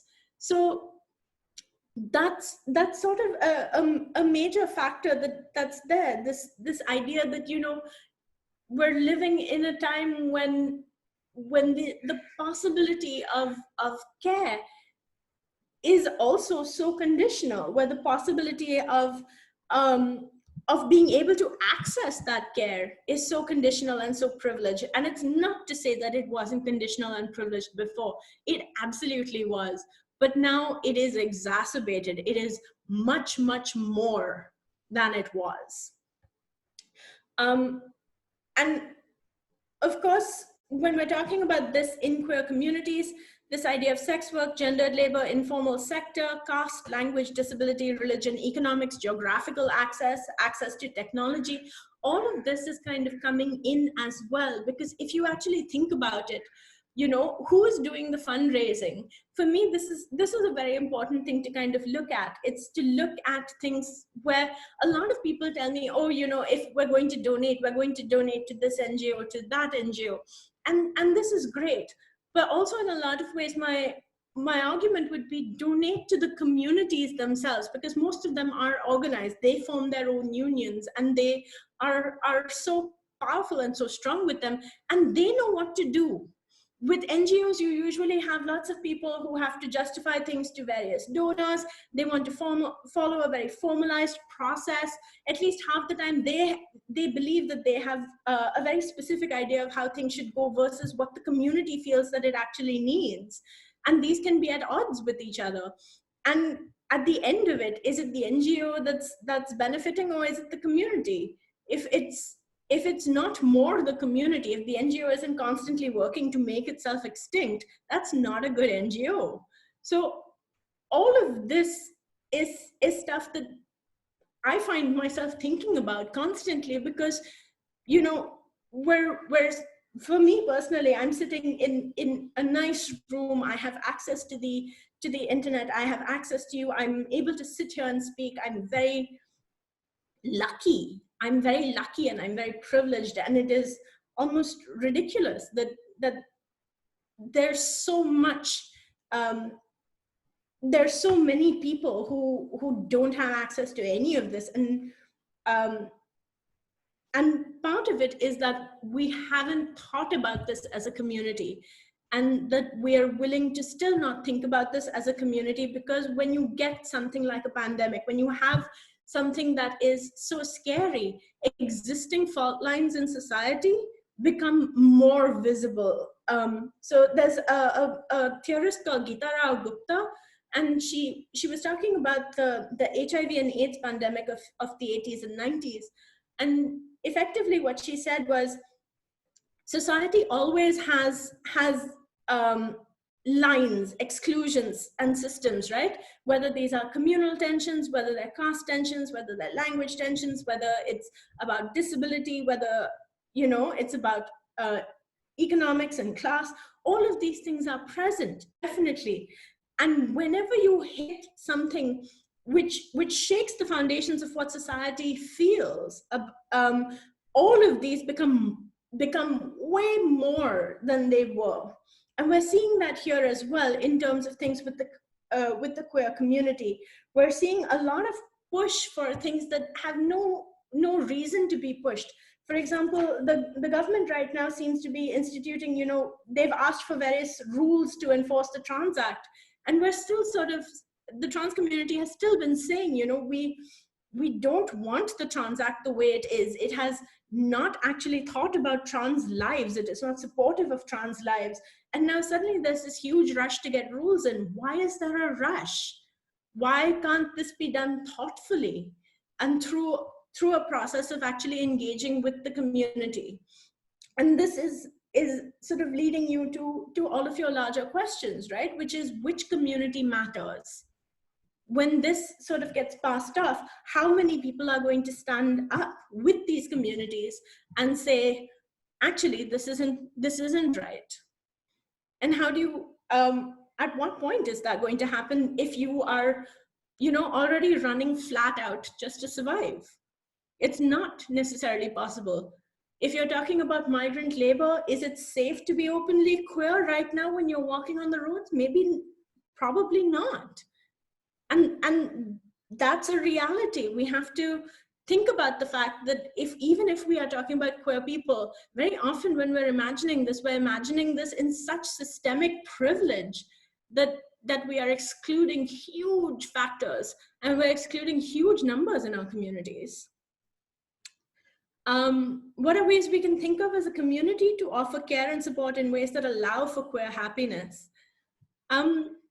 This is one of my favorite questions to end any presentation I do, because I think a thing that a lot of people do is we end up talking about how all of these unhappy things linked around queerness, all of these ideas of abuse or any of that. And it's very important to think about the fact that you can be queer and happy. Your queerness can make you happy.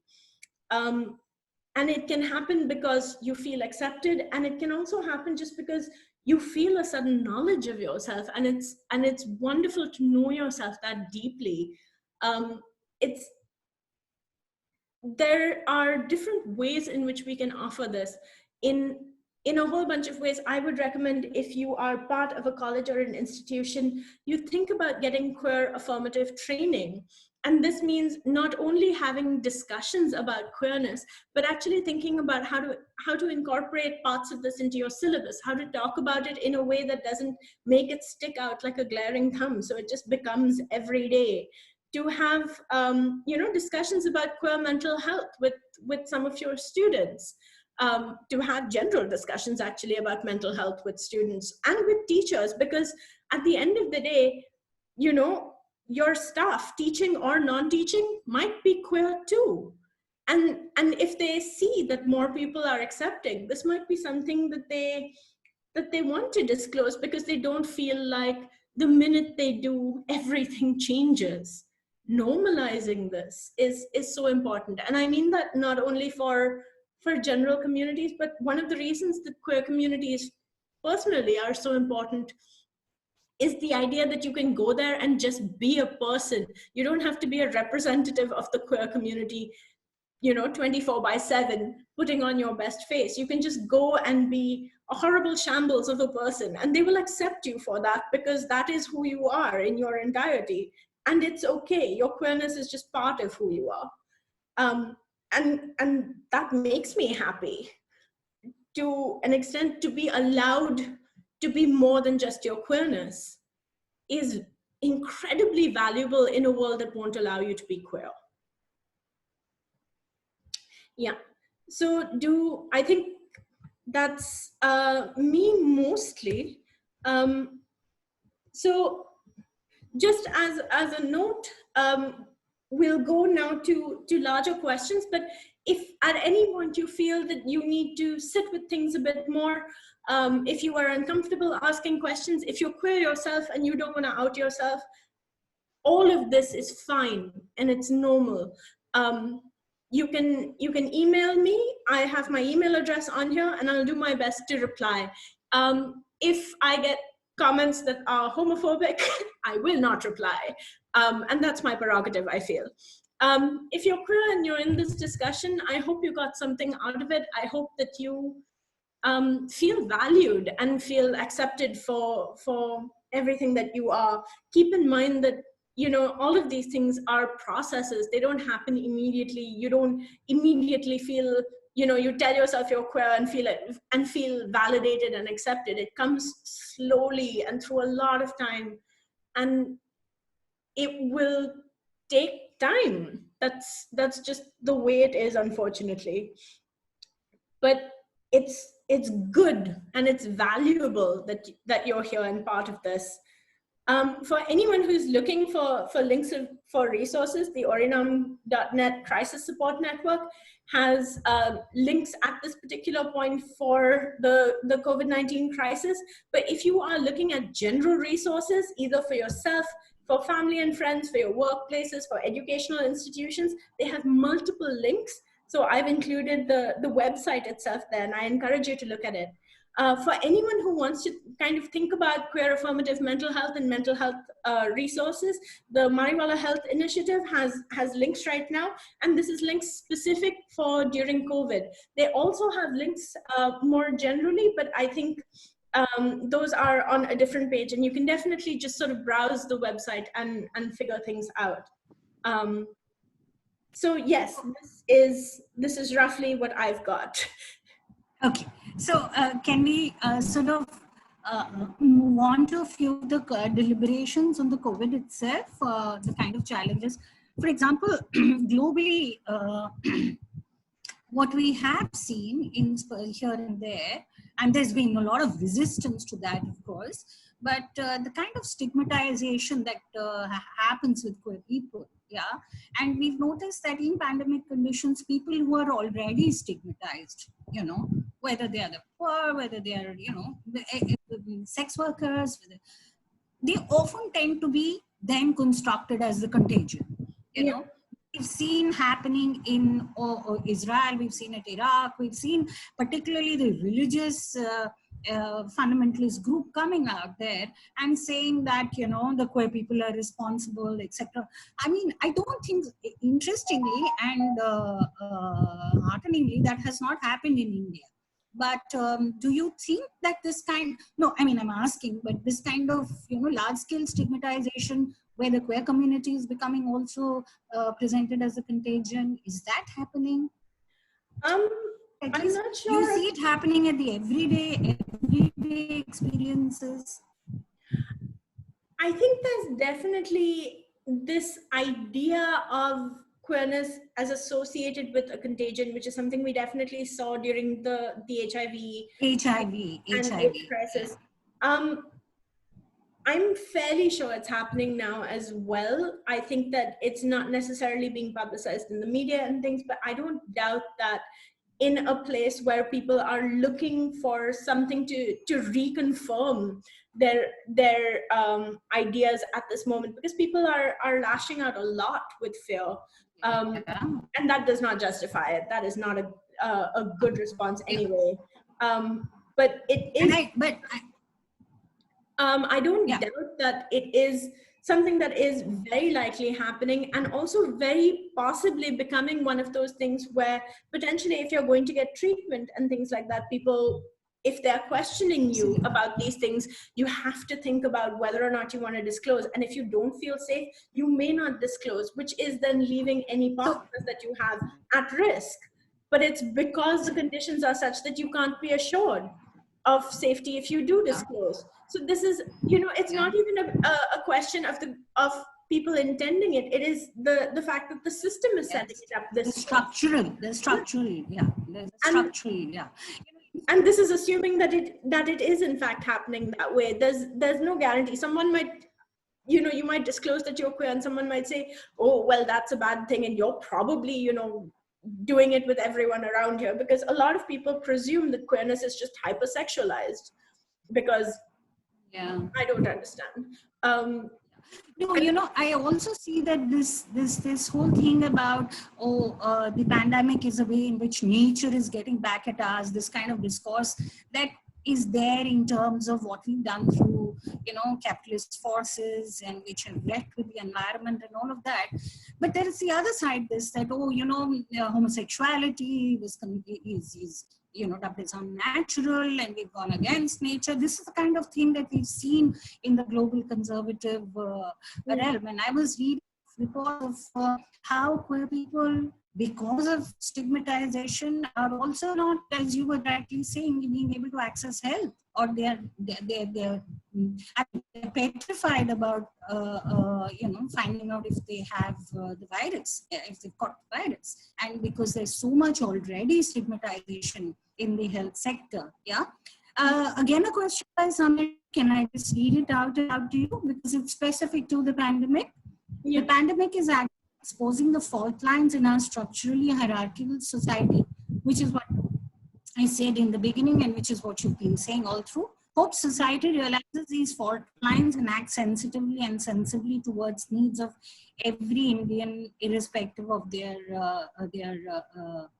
status.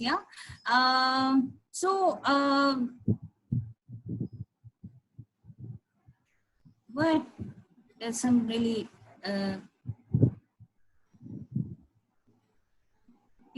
so I'll read this one out, which we've spoken about earlier, but again, okay, maybe I'll take this one.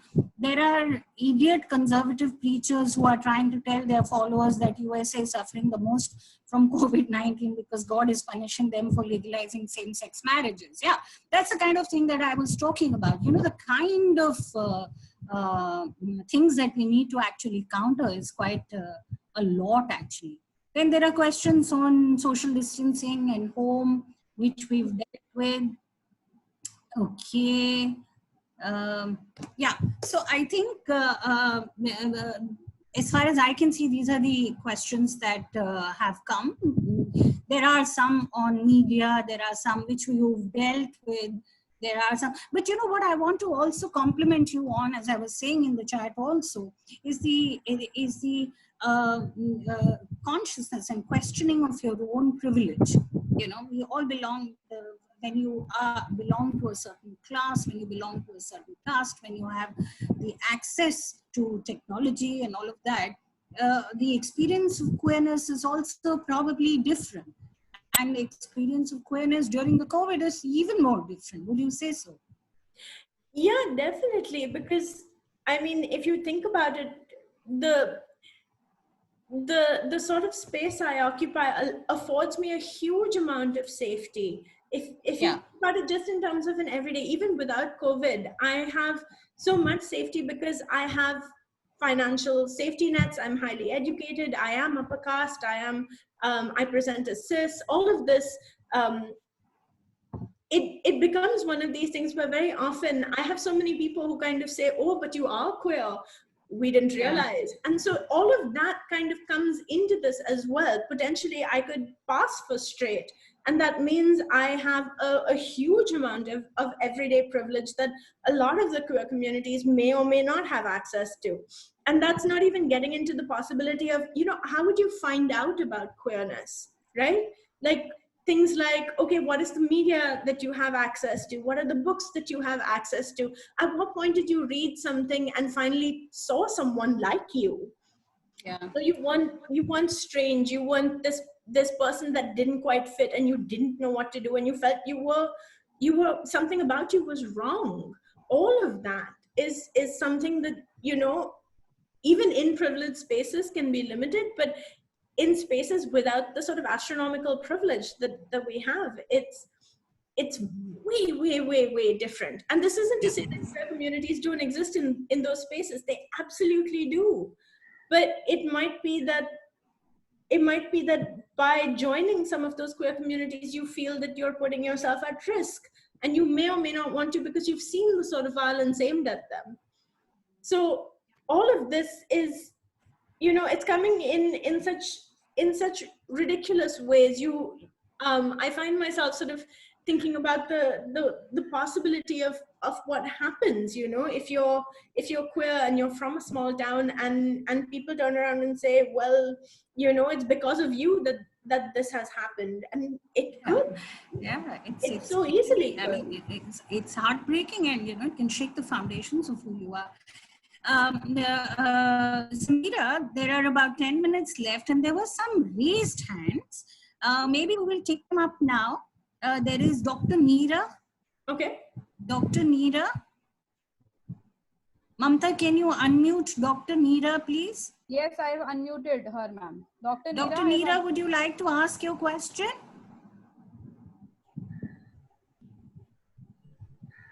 Okay, so I don't have Dr. Neera. Then there is Suneha Saraswat. Yes. Yes, ma'am. Suneha, ma'am, we have unmuted you. There will be a pop-up window which will reflect on your screen, and you need to unmute yourself. Dr. Suneha, would you like to ask a question live?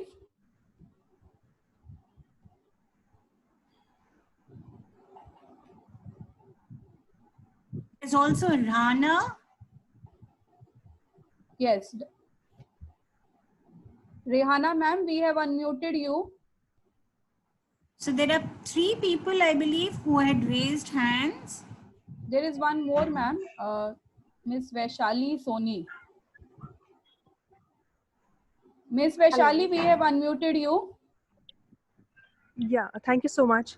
Actually, my question was for Samira ma'am. What is a perspective on art and queer representation? I mean, how can the popular art can help in generating more awareness and concern for the community? Yeah, I think personally it's great. At one of the places where I work very recently, we actually had a Queer Pride Month where we organized a lot of events, and one of the things that we did was we actually we did something that's very good for mental health and community building. We actually taped together a bunch of chart paper, and then we got in soft pastels, and we each of us thought about what queer happiness meant to us, and then we made community art. and we put it up for the whole month, and it was wonderful to have that there, because a whole range of us were thinking about, okay, what does happiness mean to me? You know, if I'm sitting here and imagining this, what does this mean? And it meant a lot that the organization that we were doing this at was like, yes, okay, put it up, let's have people talk. And anyone who didn't want to participate could still see it every day, could still know that they were accepted. It is a big part of it.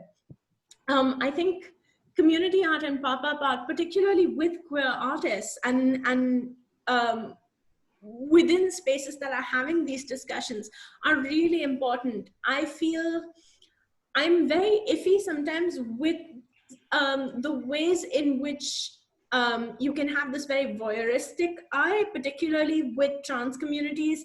We've seen a lot of things like photography, etc., that are really voyeuristic. It's not so much about the community itself and their perception as it is about producing them as this object of weirdness, which is not nice. It's not good, and it happens in a lot of different spaces. So to some extent, I think my argument would be, if you are a queer artist kind of looking at this, and this doesn't mean that it's perfect, even if you're queer and you're cis, you should not be taking pictures of trans people in a way that objectifies them. That's not okay. Your queerness doesn't excuse that. But it means that, but as we're sort of creating these things together, having that option actually opens up spaces for us, because you can't start to think about, okay, how do we critique this and build a safer, better community until we even have the possibility of the community.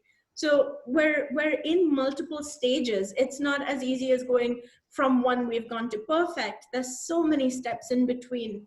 So sometimes you have people going out, for example, just for this seminar, I had someone reach out to me being like, isn't this appropriation? And I was just like, I am queer, so it's fine.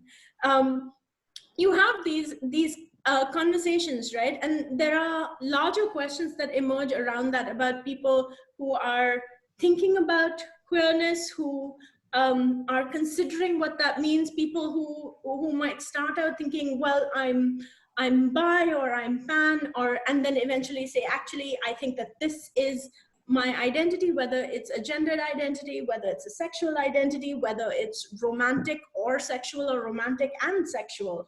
All of these are possibilities. And the fact that we're opening up into spaces, so many amazing cultural spaces, is actually really cool. Like you have fandom, you have fan fiction, you have fan art, you have general art, you have pop-up art, you have murals on the walls. All of these are wonderful options, and they do make a difference. I think ideally you want to pair these with conversations as well, because inevitably once you have them up there, the question also becomes, who's not up there? How are we thinking about this? And that's the next stage that you have to start thinking about, which is, once you have someone in the door, the first person in the door is usually the person with the most privilege. So how do you want to make sure that you are bringing other people with you, or do you want to be the token queer? And that's a question. I don't know if that answered any of that. I'm sorry. There is Miss Suneha, ma'am. So I'm unmuting her. She has raised her hand.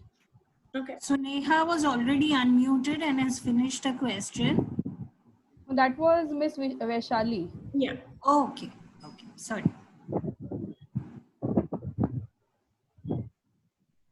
Miss Suneha, I have unmuted you. There will be a pop-up on your, or we can hear from Miss Rehana. Miss Rehana? Yeah. Yes. Thank you. Samira ma'am, a wonderful session. I just had a question that you spoke about the privileges that you have, but there are many queers who do not have do not have similar privileges, and especially when it starts at an early age, they are alienated and even deprived of basic education. So this adds to the dilemma. How do you think can this be catered, or are there any organizations which actually cater to this?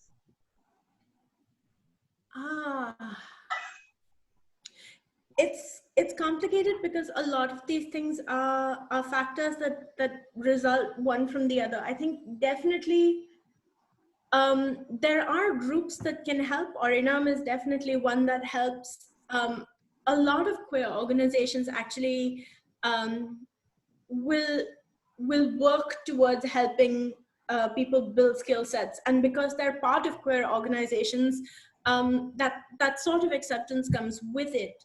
Or it may not. Honestly speaking, even queer organizations have problems. They're going to have problems. People are people at whatever stage you're getting. Nobody is perfect.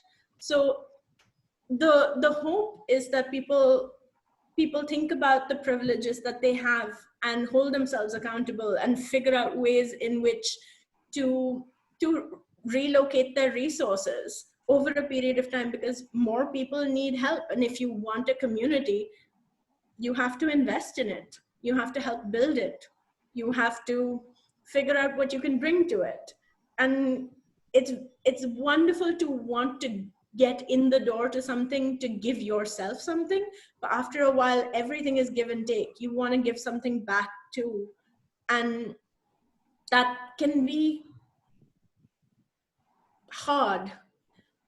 So yes, definitely, if there are multiple factors in play, there usually is assistance. I would seriously doubt that queer communities would turn someone down. At the same time, it might be something where it depends upon the queer community themselves. Do they have those kinds of resources? Do they have those kinds of connections? And in certain cases, that may or may not be possible depending upon where they're located geographically, what sort of funds they have, whether or not they feel like they can accept this responsibility, because especially with children, that's a huge responsibility. And if you're not taking it on long term, then you're effectively compounding violence, because you're also more likely to abandon them halfway through a process where they've already felt abandoned before, and that's compounding violence. It's adding to it. So I think this would have to be one of those things where people take individual decisions, because it's a huge amount of responsibility. And I think for me personally, one of my mottos has been, you can't save everyone, you can just do what you can. And I find once you get into care work, that's something that you have to kind of keep repeating to yourself, because otherwise you'll burn out. Thank you. Mamta, anybody else? Yes, there is a raised hand by Miss Debasmita Dev, so I'm allowing her to talk. Debasmita, ma'am. Yeah, am I audible? Yes, yes, yes. I had just one question. When I listened to the discussion right now, somebody was talking about queer art, and then I remembered a few days back I listened to someone called Aro Akunt, who spoke about queer art festivals and queers as knowledge producers. So if Samira ma'am can highlight something about it or clarify something on it. From TIS Mumbai. Yeah. Oh, how wonderful. Good. I'm so glad. Yes, I think it's so.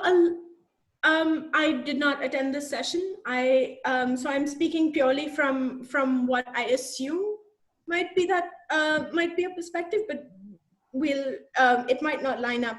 But I think when we're talking about queer communities as center of knowledge production, one of the things that happens is very often, so for example, if you're studying this or if you're incorporating it in syllabuses, who has written about it? If you have someone who's straight, who is writing about this as if effectively you're a subject under study. And it's not necessarily always empathetic. In some cases, it can be voyeuristic. In some cases, it may not intentionally be so, but it feels like it. You can have someone who's using you to prove a hypothesis. And so they've come in with these predetermined ideas of what they want to say about you. And then that's what they're going to say, regardless of who you are or what you do. And this is bad ethics, but it's also a sort of larger question.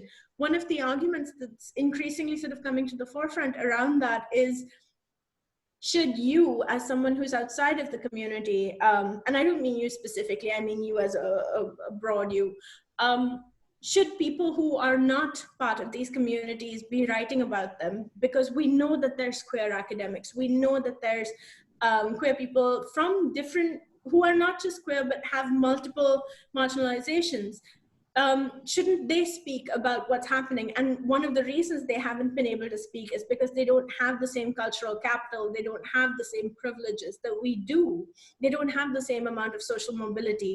And in a lot of cases, that's effectively on the people who are speaking, because if you have a choice between two books and one of them, and only one of them is getting funded, it's usually the person with more cultural capital. And we know that within patriarchy, we know that within traditional societies, the way it is the person who conforms the most, who can follow these very traditional patterns, is the one getting published. So if you're, for example, a queer academic who had to leave home because of abuse, because of policing, and only got a degree way later, who hasn't got a lot of publications under their belt, who wants to write about a community that they feel that they understand, will they get published?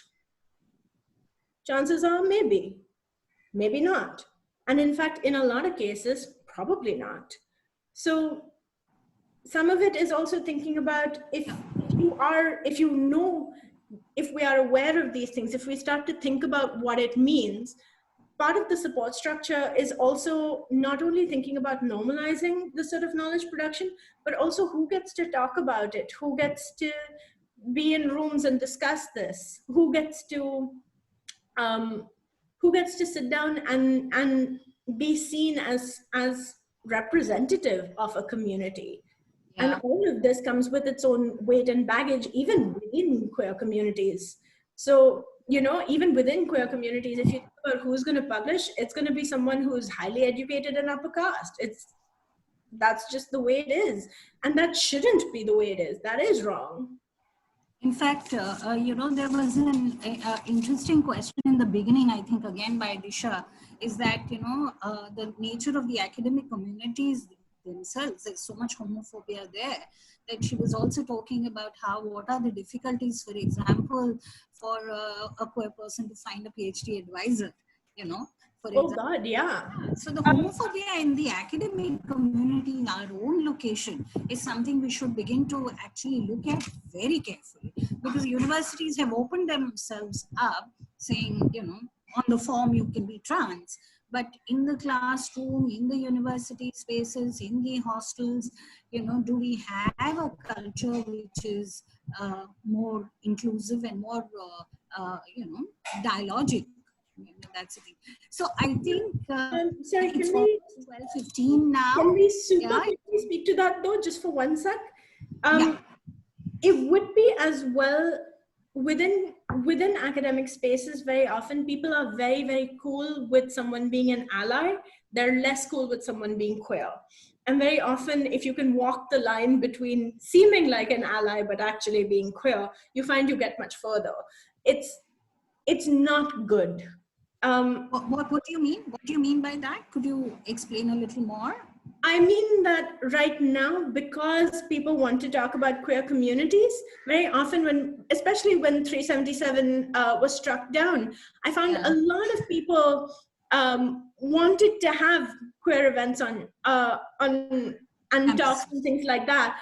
But they didn't want actual queer people to be involved. They wanted it to be organized through straight people talking about how good this is for queer people. And it's very interesting, because this doesn't necessarily mean that is what it was. It means that someone could be straight passing. You could absolutely have people in those audiences who are queer. You could have people on those panels who were queer. In fact, this is a question that we faced even when it comes to a caste within the academia. Na? Who speaks for whom? Yeah. And it becomes a very important question which we are grappling with. So, can we sort of call it a close now? It's almost 12:15. Yeah. Samira, so I'm going to let Lippy take over. I think I'm fairly done with all of the slides that I had. I would encourage you, if you are sitting with this, to really sort of think about what we've talked about today. It's the idea of this doesn't begin and end with acceptance. Acceptance is great, everyone wants it, but acceptance is not support. And support is actually what we're looking at now. We're not thinking about, we want to be thinking about multiple things. And if people stop at acceptance, that's not going to actually address any of the deeper seated issues that we need to start thinking about. What a lot of different perspectives will end up necessitating, which is things like, okay, if you disclose, is your job safe? And right now with labor laws being struck down, no, that's not true. If you recently disclosed because 377 was struck down and now these laws are struck down, what can you do? Is that a possibility? All of this is sort of, it's bringing up a lot of questions, and particularly in a post-COVID world where we're coming back to this idea of, society needs to rebuild and really basic survival. It can be, for a lot of people, it's an option to go back to a really, really, really specific patriarchal idea of what the world is and what it needs to be. And I think if we go to the other side and we actually see how much we can offer each other, how loving we can be with each other, how careful we can be with each other while still holding each other accountable, because at the end of the day, we're people and we mess up a lot. But if we can do that, or if we can start to think about that, if we can start to think about ways in which we can give each other things as basic as, here's an article I read, and it's interesting, let's have a conversation. Or here's background that you and I didn't know, and how cool is this? When we next meet sometime in the future, let's talk about this. The possibility of imagining a future together is valuable, and we're seeing this for people, whether they're queer or straight or thinking about it or anywhere on the spectrum. So if you have that option open to you, I think you should want to take this chance to try and think of a better world and what it would mean, what resources it would take, what support it would take, what it would take from you personally to move forward into that. And it wouldn't just be taking, eventually it would give back to you, and how magical that could be. Right. So, well, a very enriching session, a very complex and sensitive topic, very beautifully dealt by Ms. Samira Nadkarni. Questions have been also very well addressed by both Samira ma'am and Gita madam. Before we proceed for the closing remarks, a small announcement for all the attendees, both on Zoom and YouTube platform. There's a link which is popped up on the chat window. That is a feedback link. Kindly fill the feedback form. That is compulsory for getting the certificates. So I would request now Dr. Meher Bhoot, Member Secretary UWDC, to kindly give the closing remarks. Meher ma'am, please. I'm getting a message from Meher saying that she has lost her connection, but she seems to be reconnecting. Let's see. Is she there? Nanda? I think I can't see her, ma'am. She has lost her connection.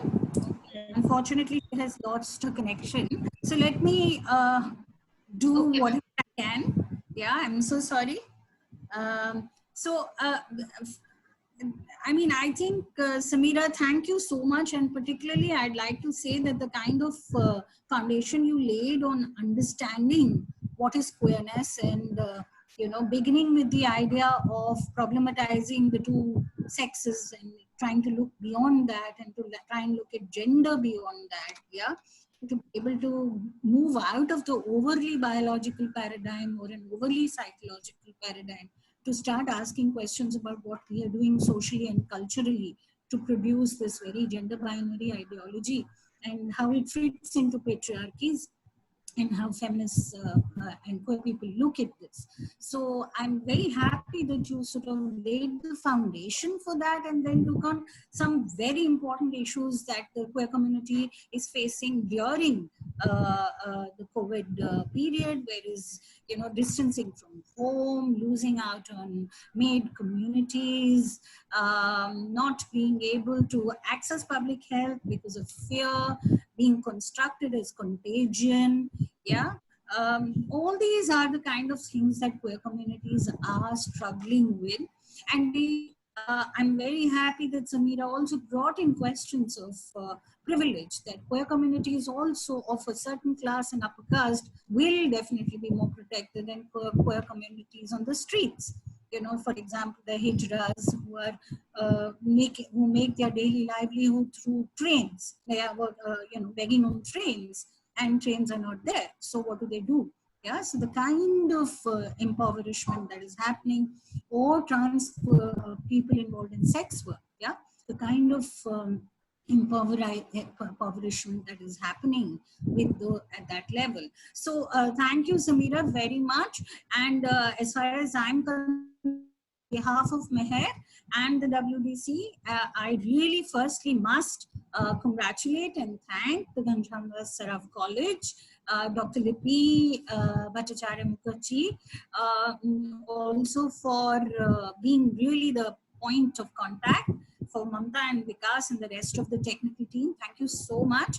And of course, I'd like to end by saying that Professor Suhas Peinikar, Honorable Vice Chancellor, sends his wishes, and he couldn't make it for the any of the sessions of the webinar, but he has expressed his support to all of us and to all the colleges. Congratulations. Yeah. So I'm going to hand this over now to Lipi again. Yeah. Thank you.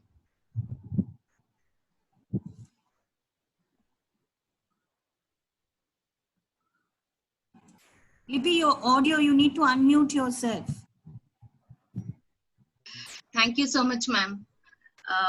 I would now request Ms. Charmi Dalal, member, Women Development Cell, to kindly propose the vote of thanks. Charmi, please. Thank you, Deepi ma'am. It's my pleasure and privilege to propose a vote of thanks to all the panelists and attendees who have made this national webinar a memorable event and a grand success.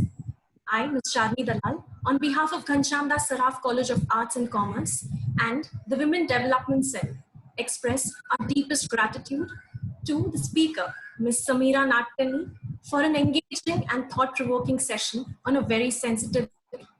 Ma'am, it was our pleasure to have you here as a speaker today. We are grateful to the management of our college for providing us with this platform to facilitate the conduct of such an informative webinar. We are thankful to our principal, Dr. Jayant Apte, for being a constant source of support and guidance in all our activities. We sincerely thank Professor Bhavna Vaidya, Administrator GSCC, for her encouragement and unconditional support. We also thank our Vice Principal, Professor Gopal Sonar, for his moral support. We are fortunate to have with us Dr. Gita Chadha, Chairperson of the Women Development Cell of the University of Mumbai, who has extended her constant guidance and support in organizing this webinar. We highly appreciate Dr. Meher Bhoot, Member Secretary of the University Women Development Cell, and Ms. Aishna Datta, Member of the Organizing Committee, University Women Development Cell, for their wonderful coordination in organizing this program. We are fortunate to have with us Dr. Lipi Mukherjee, Vice Principal and the Convener of Women Development Cell of GSCC, who organized this webinar in association with the University Women Development Cell. We also thank Mr. Vikas Ahuja and Professor Mamta Chaje for providing us with technical support.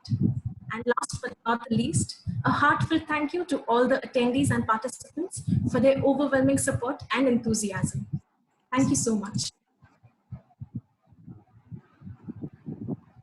Thank you. Thank you, Chami. Thank you, everyone. Thank So you. we close the session here. Should I end, ma'am? Thank you, madam.